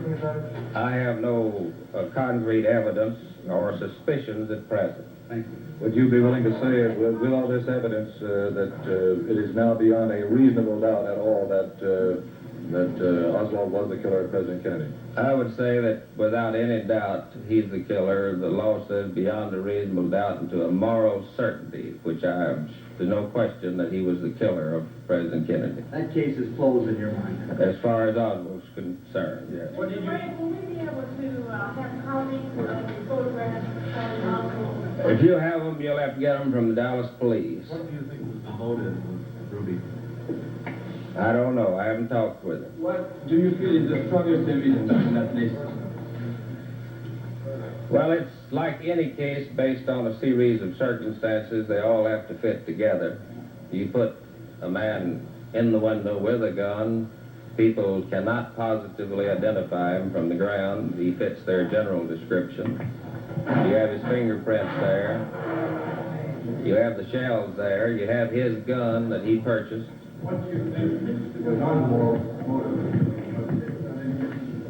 No, can't answer that.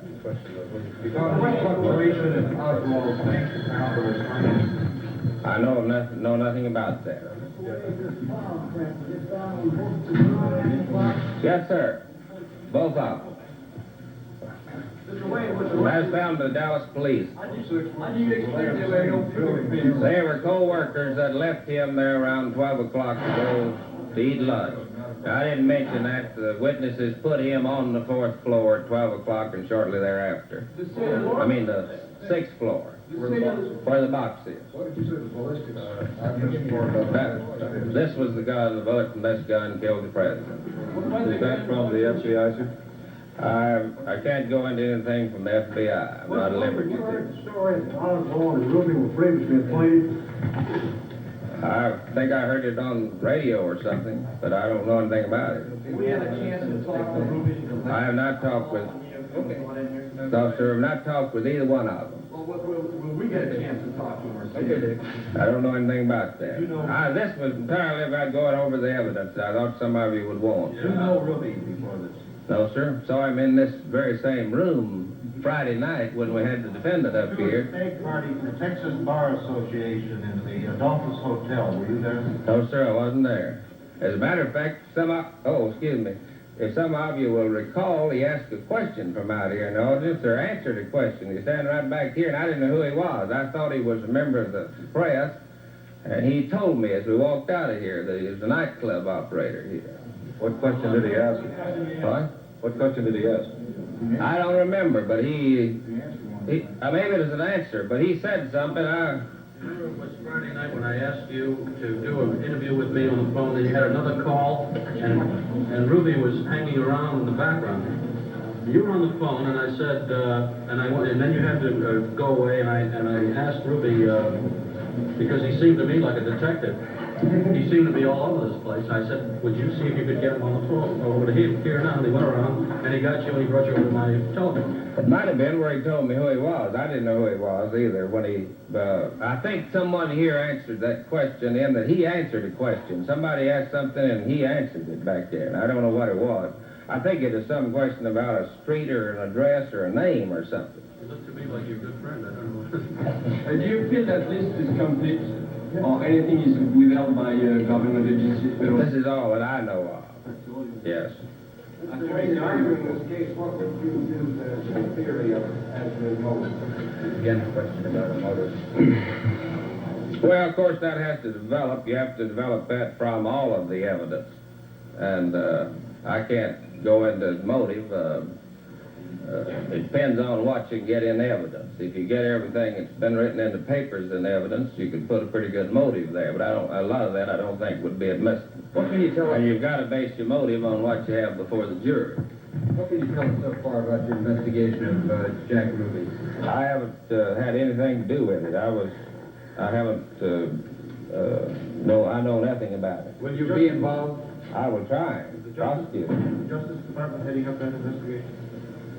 As far as I know, the Dallas police is. How would you evaluate the work of the Dallas police in investigating the death of the president?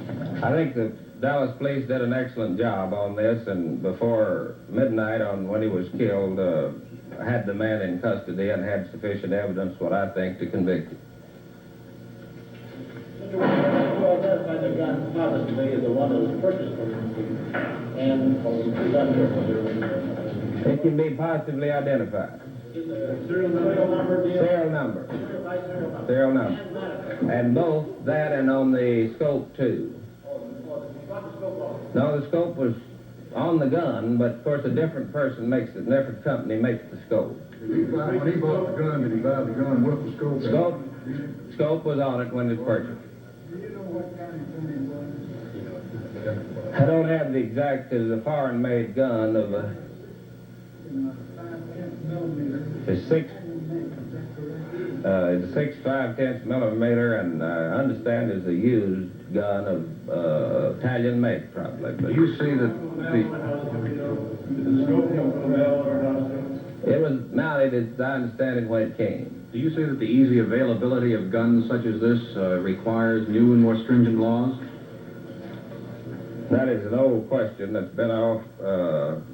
It's obvious you didn't have any guns. You probably wouldn't have any murders with guns. But it's nearly impossible to keep a person who wants to kill from finding a gun somewhere. Do you know Oswald's activities 9 or 10 days ago? I never heard of him until he was arrested and brought in here. Mr. Wade, the State Department put out information in Washington where it related the importance of telling this evidence to the American people to a situation developing in Russia. And the Russian Marxists mentioned in relation to Oswald's background. Can you tell us anything in your evidence that related to a Marxist background of this thing? No, sir, I can't. There's some things found on him, like newspapers and things that didn't necessarily connect him with the organizations, like Communist Daily Worker or something. I don't think you can necessarily say he was... in fact, he read it doesn't necessarily mean that he couldn't prove that he belonged to it.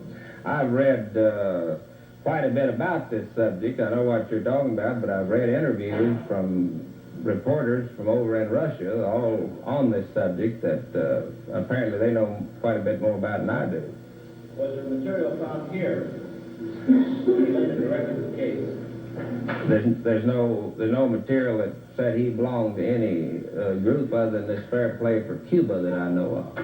Nothing found in the room? Well, there's lots of material dealing with that movement found. Henry, were you ever able to ascertain whether he went to Washington and took part in the House Un-American Activities Committee riots? I know nothing about that. I don't think he told anybody he was, and I don't know of any, not to my knowledge. Now, I assume someone has been trying to check that, but I don't know anything on that subject. Did Ruby do that? Were you asking about Ruby? No, this is about Oswald, wasn't it? I don't know of anything on either one of them up there, for that matter.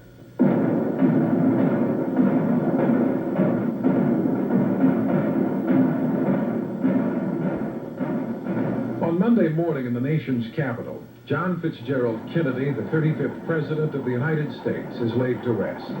For everyone who attends or watches on television, it's an event that will never be forgotten. The caissons, the riderless horse symbolizing the nation's fallen leader, the drums, and the sight of the President's young son offering a final salute, all indelibly planted in one's memory.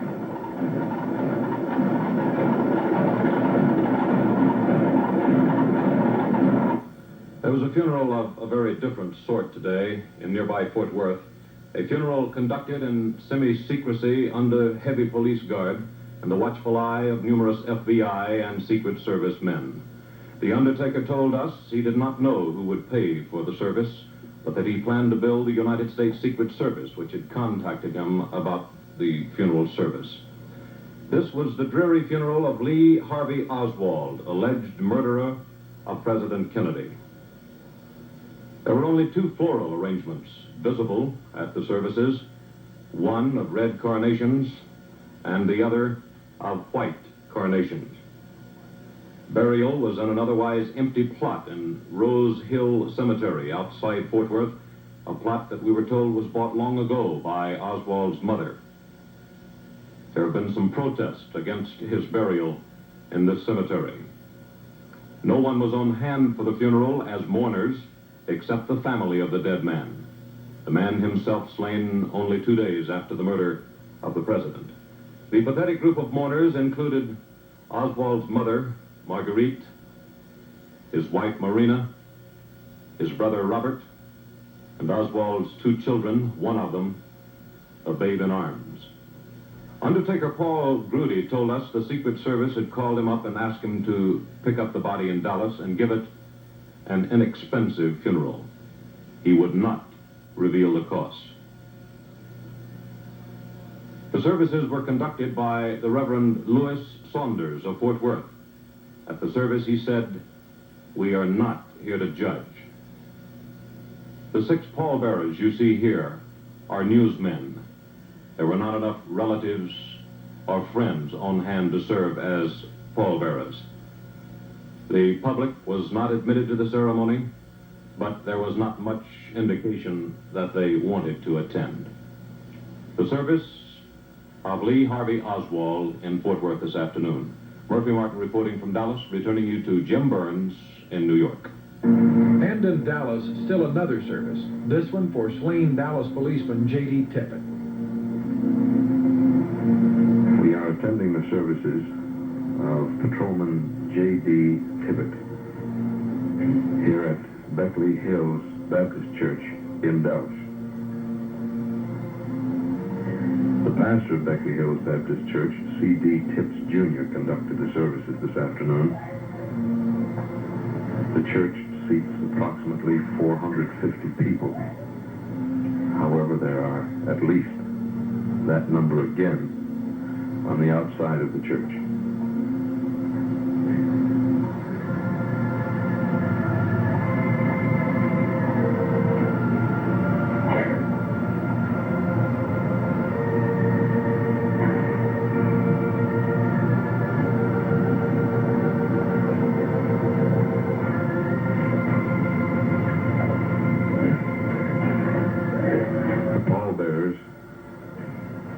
Sergeants C.C. Bach and C.D. Owens, and Patrolman H.M. Ashcraft, T.G. Tilson, T.A. Ross, and C.W. Harrison.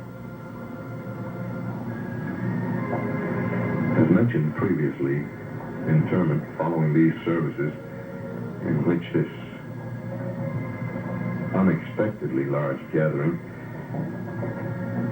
has assembled for the funeral. Interment will be at Laurel Land Memorial Park. And with this size crowd, it is expected to take at least 15 minutes after everyone has passed by the bier to reach Laurel Land Memorial Park. The gravesite for Patrolman J.D. Tippit has been contributed by Earl Widener. He will be buried in the site in Memorial Court of Honor, which is a section reserved for those who have given lives in some special service to the community. Patrolman Tippit gave his life not only for the community, but for his nation. This Memorial Court of Honor was established about 1 year ago. Patrolman Tippit will be the first gentleman to be buried therein.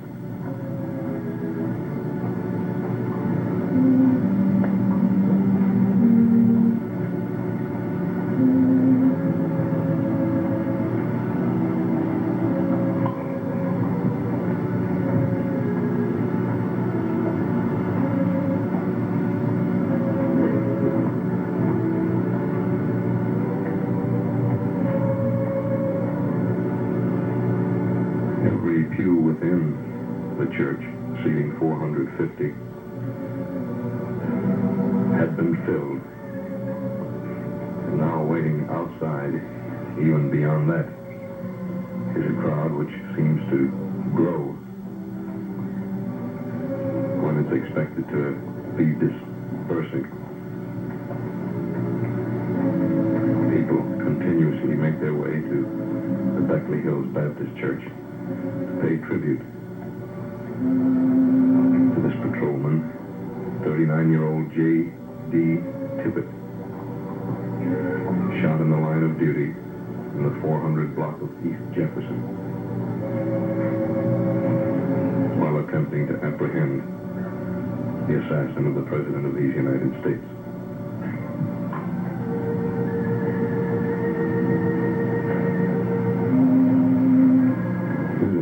Police force for some 12 years. Born in Clarksville, he came to Dallas in the year 1946. Worked at various duties for Sears and Roebuck until 1952, when he joined the police force. At his death, he was a member of Beckley Hills Baptist Church and had been for a year. and a member of the Dallas Police Association, a great many of whose members are here paying tribute today. We think it appropriate to mention that during the services, the pastor C.D. Tipps Jr. mentioned that J.D. Tippit was an outstanding police officer and also a good family man, a man of deep character.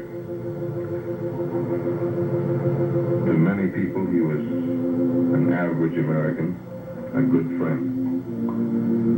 In addition to his work with the Dallas Police Force, in the evenings, he was employed at a donut shop. And on Sundays, his normal day off, he worked at a theater in order to add a little something to the budget for the family. In the words of his wife, they were always trying to put something aside, but never could.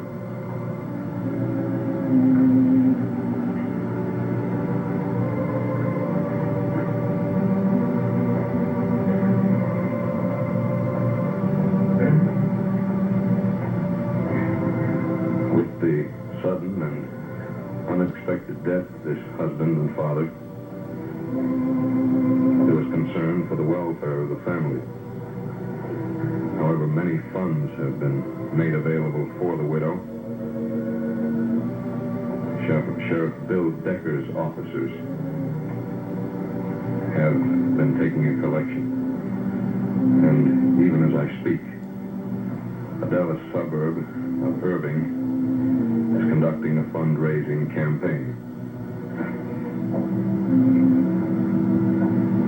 Athletes of the Philadelphia Eagles football team have contributed $50 apiece to the welfare of the family, and word comes from President Pete Rozelle of the National Football League that he hopes that every athlete in the league can see fit to make this same contribution. We have mentioned that the grave site was contributed by Earl Widener. Funds have come from faraway places such as Atlanta, Georgia, Boston, Massachusetts, Indianapolis, Charleston, West Virginia, Casper, Wyoming, Wichita Falls, Texas. And also of significance, Congressman at Large Joe Poole is currently investigating the possibility of federal financial assistance.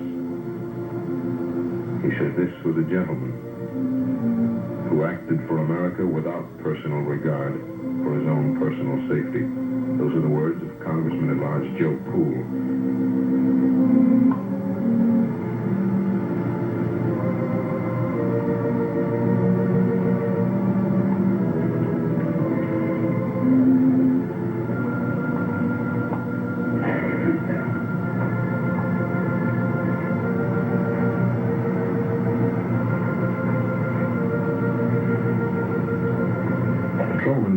Tippit was 39 years old.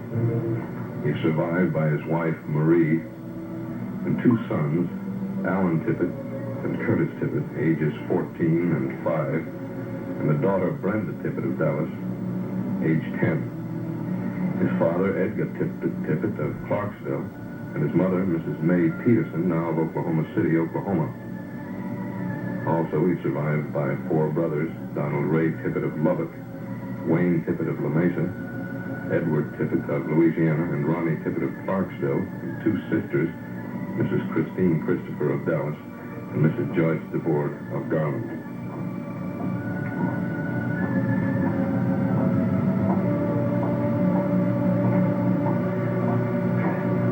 It's difficult at best to find something for which to be thankful amidst the tragedy that's befallen the nation and the world in the recent events here in Dallas.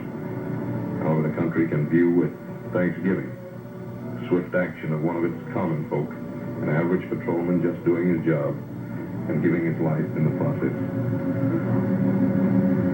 Bob Gooding, WFAA in Dallas. Here at Laurel Land Memorial Park, a crowd is gathering as the funeral entourage bearing Patrolman J.D. Tippit nears.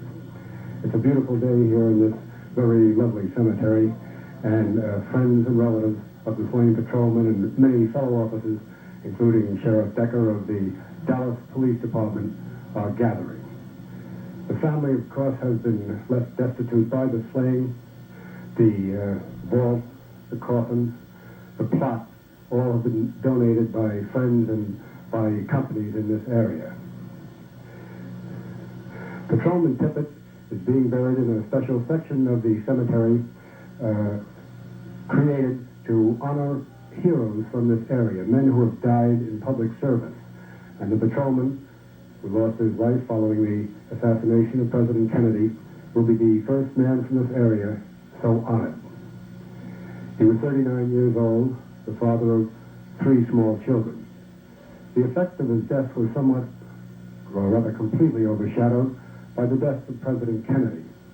But now, the people of Dallas, the people of Texas, and throughout the nation are coming to the assistance of the family as they belatedly realize that the personal scope of the Tippit tragedy is as great a cost to his family as the loss of President Kennedy was to the Kennedy family.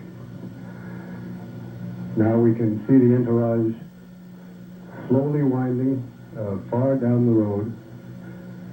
The area in back of the tent where the services are to be held is covered with flowers.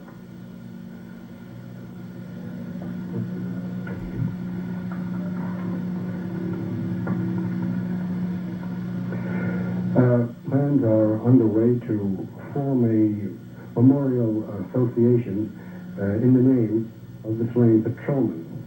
Lieutenant George Butler, who is president of the Dallas Police Association, says, we're trying to interest officials in Washington also for a posthumous award or medal for his family. Lieutenant Butler goes on to say, what he did was above and beyond the call of duty. If that man had escaped, there's no telling what might have happened in Dallas. Of course, now, as we all know, the patrolman was riding in a car. He became suspicious of the presumed assassin, Lee Oswald, tried to question him, and was shot to death by Oswald. And the officers in this crowd and in the cars that now go by are all very grim, sober-faced. Of course, in Dallas, in any city in the United States, in any city in the world, the loss of a policeman is felt keenly by his fellow officers, and particularly when a man caliber of Tippit dies in the line of duty.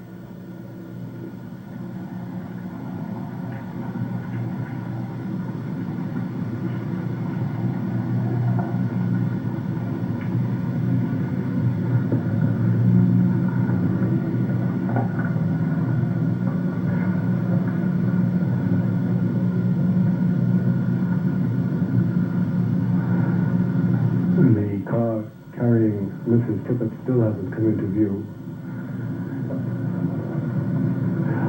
The family, of course, is without funds to erect a memorial.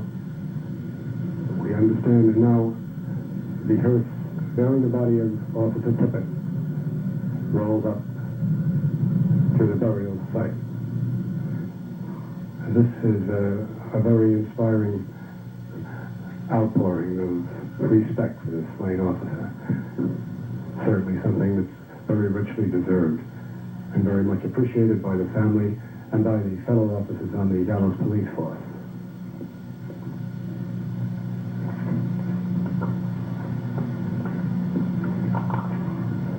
And now the coffin has been removed from the hearse, is being borne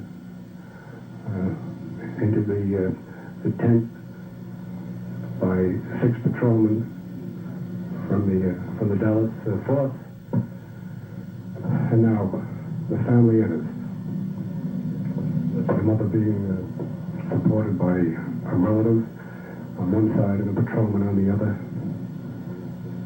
The small boy, little blonde-haired boy named Curtis, his sister, 10-year-old Brenda, and sitting 2 seats down from his mother's left is 13-year-old Alan.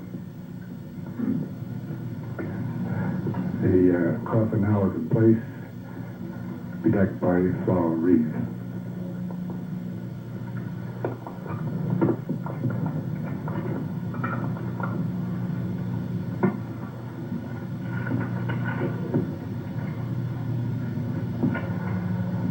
performed inevitably in the mind comparisons of today's services with those given to President Kennedy.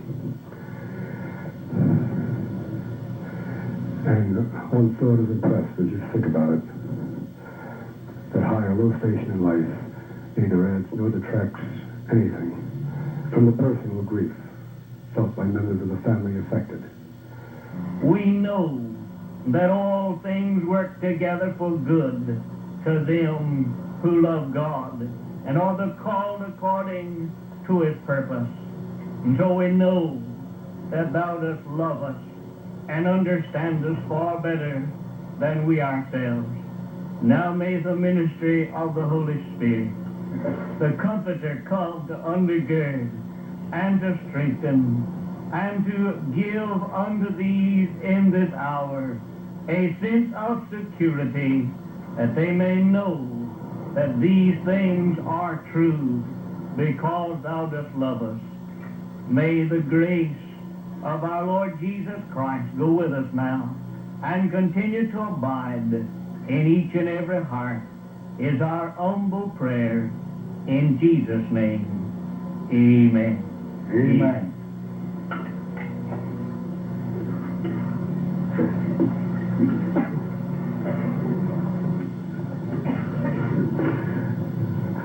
That was Reverend Bowman speaking very simply, yet very movingly. The Reverend now moved down the front row of relatives, shaking their hands. The words spoken by Reverend Bowman could easily have been spoken over the bier of President Kennedy. So simple and so universal were they. We come with hearts that are dumbfounded, he said. We don't know the words to express our profoundest and deepest sorrow at the loss of this brother.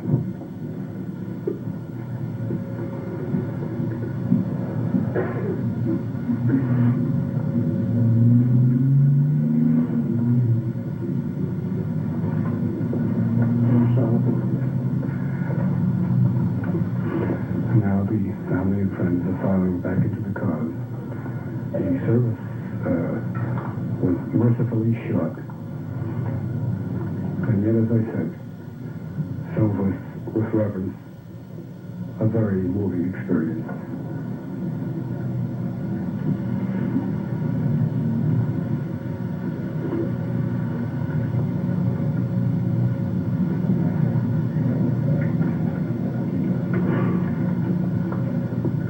And Reverend Bowman's final oration, he also said something, the only possible words of comfort, I suppose, that can be spoken at a time like this.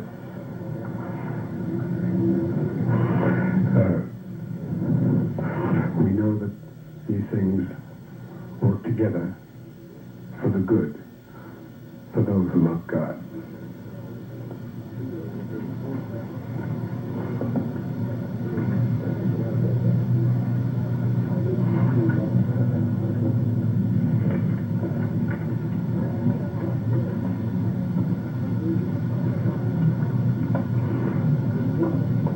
Family sits in the car waiting for the entourage to again move out from the Laurel Land Memorial Park.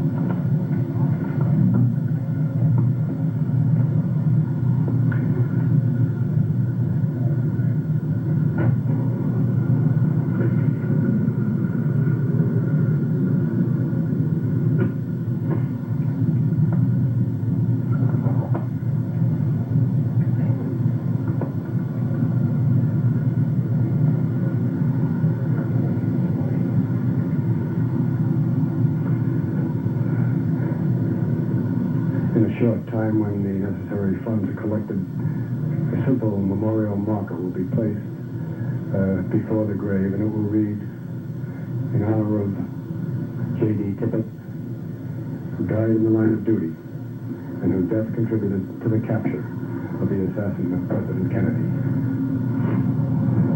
now the car carrying the slain patrolman's family moves slowly out of the memorial grounds.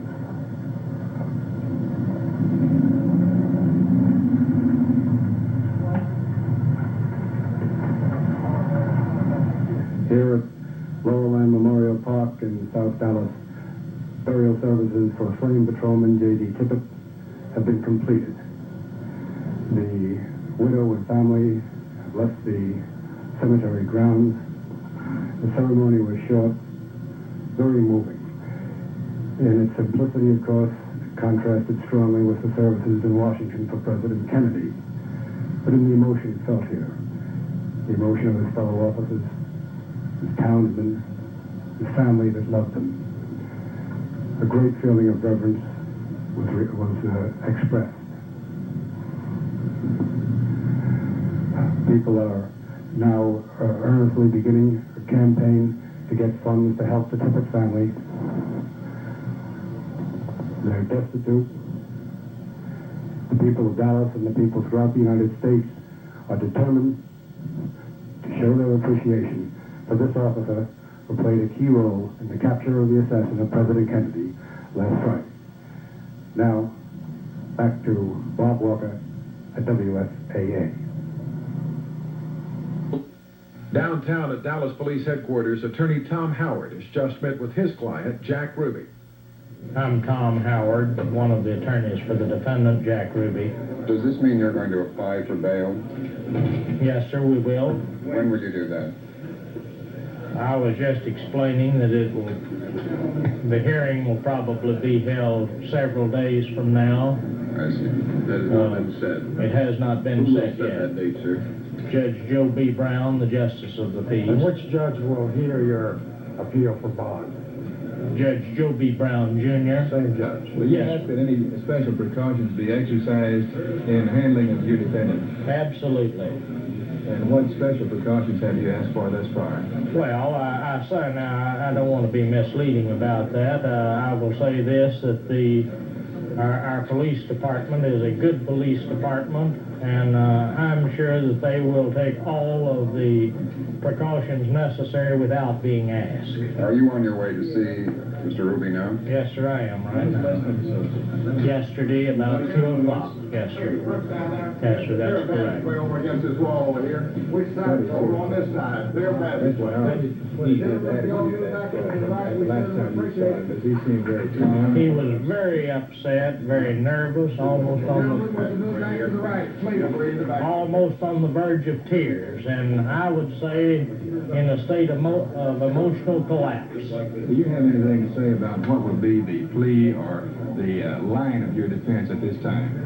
Well, I can't say this early, but I would say that if he was in the state of mind at the time of the shooting that he was when I saw him about an hour later, he was certainly in a state of emotional collapse at the time of the shooting and probably out of his mind.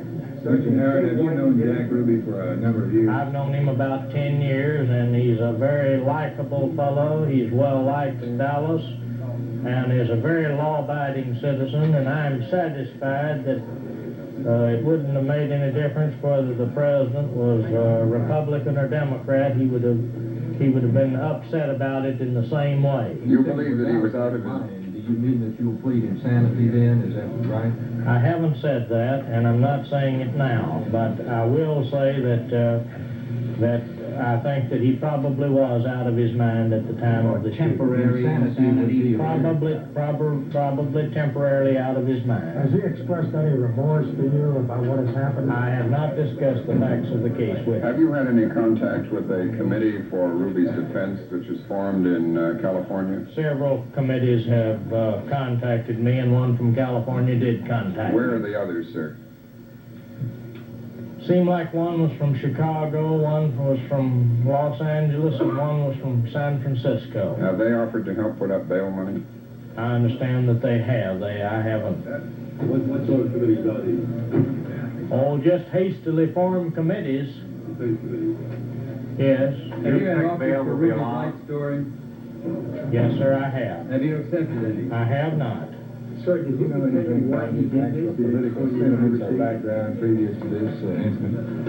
Only from the expressions that I've heard him make in the past, that he's always been very proud of his country, very proud of our presidents, and I don't know whether he's Democrat or Republican. He's the kind of man that believes in people serving on the jury and going to vote and such things as that. Is there any possibility? I know he's very proud to be an American. Is there any possibility, Mr. Howard, that there was some connection between Oswald and Ruby, that they had met or knew each other? There is that wild rumor going around. So far as I know, and so far as I am concerned, I don't think there's a bit of truth in A that. performer at Mr. Ruby's club said that he thought he saw Oswald there some days ago. I think he was mistaken. This is a memory expert. Or a person who does that kind of a performance. In what cases have you represented Mr. Ruby in the past? Small civil matters. Civil matters only? I'm quite sure that it was. I can't even remember. It's been so long. Have you talked to this entertainer in Ruby's club?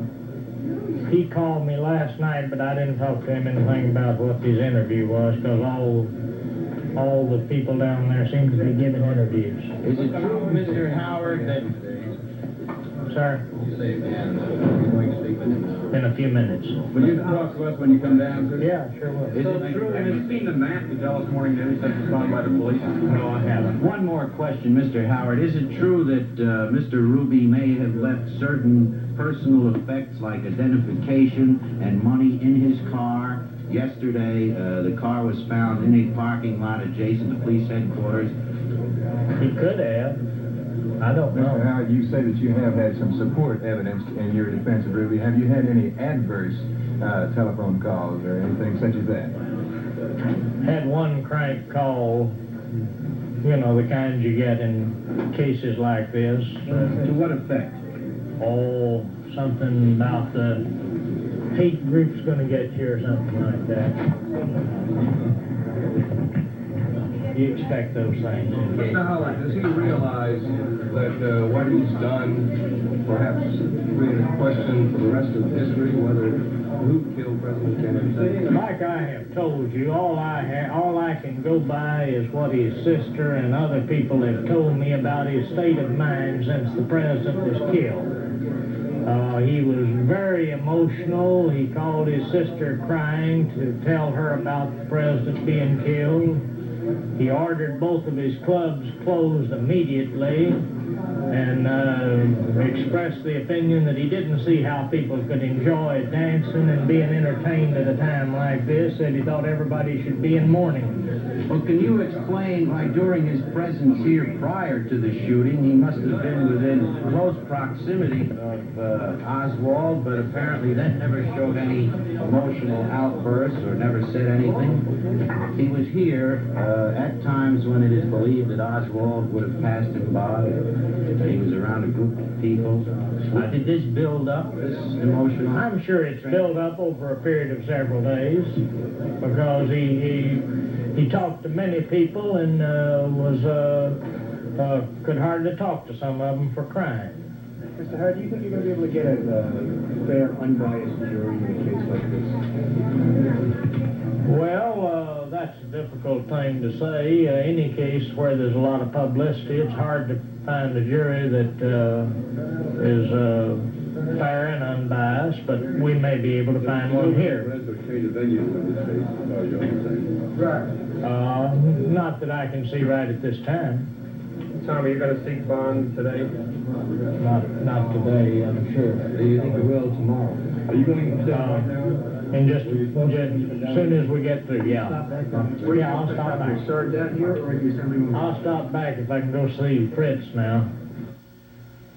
Later, Jack Ruby makes the same transfer from the city jail to the county jail that he prevented Lee Harvey Oswald from making.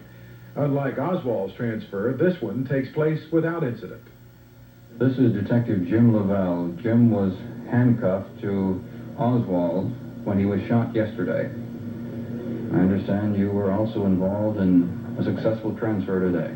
Yes, sir. We transferred Jack Rubin to the county jail this morning. The same officers are beside him. This morning that was with Oswald. We moved him without incident. We took him out and put him in a car without any previous publicity and transferred him to the county jail. And at this time, he is in the county jail in a cell. How did you handle him as you came out of the elevator? We had him escorted between two officers, had him to stoop over, and when we got him into the back of the squad car, we had him to lay down so that he wouldn't be seen from the rear or the front. You consider this a good policy to have followed? In this particular case or the other one? In this case? In this case, yes. We think it works, so if anything, you can't argue with success. Fine, thank you very much, sir. This is Bill Walt reporting from the Dallas Police Department. Deep tragedy is still very much written on the face of this city today. Tonight and today, this city joined the rest of the nation in mourning the president. All schools and businesses were closed. And the most active and the most busy area of the city continued to be this spot on the western edge of the downtown business district. The spot where it began, where it happened. The spot where the assassin waited in the building behind me to fire the fatal bullets into the body of the President of the United States as he passed a few yards to my right. Still the traffic comes, still the people come. They come to stand and quietly look at the spot. A spot now bedecked with floral wreaths from organizations and from individuals of Dallas, some expressing only sympathy, some expressing sympathy and shame. There was sadness in Dallas today, as in the rest of the world, but sadness here compounded with yet another funeral, the funeral of Patrolman J.D. Tippit, the young policeman shot down soon after the president on Friday.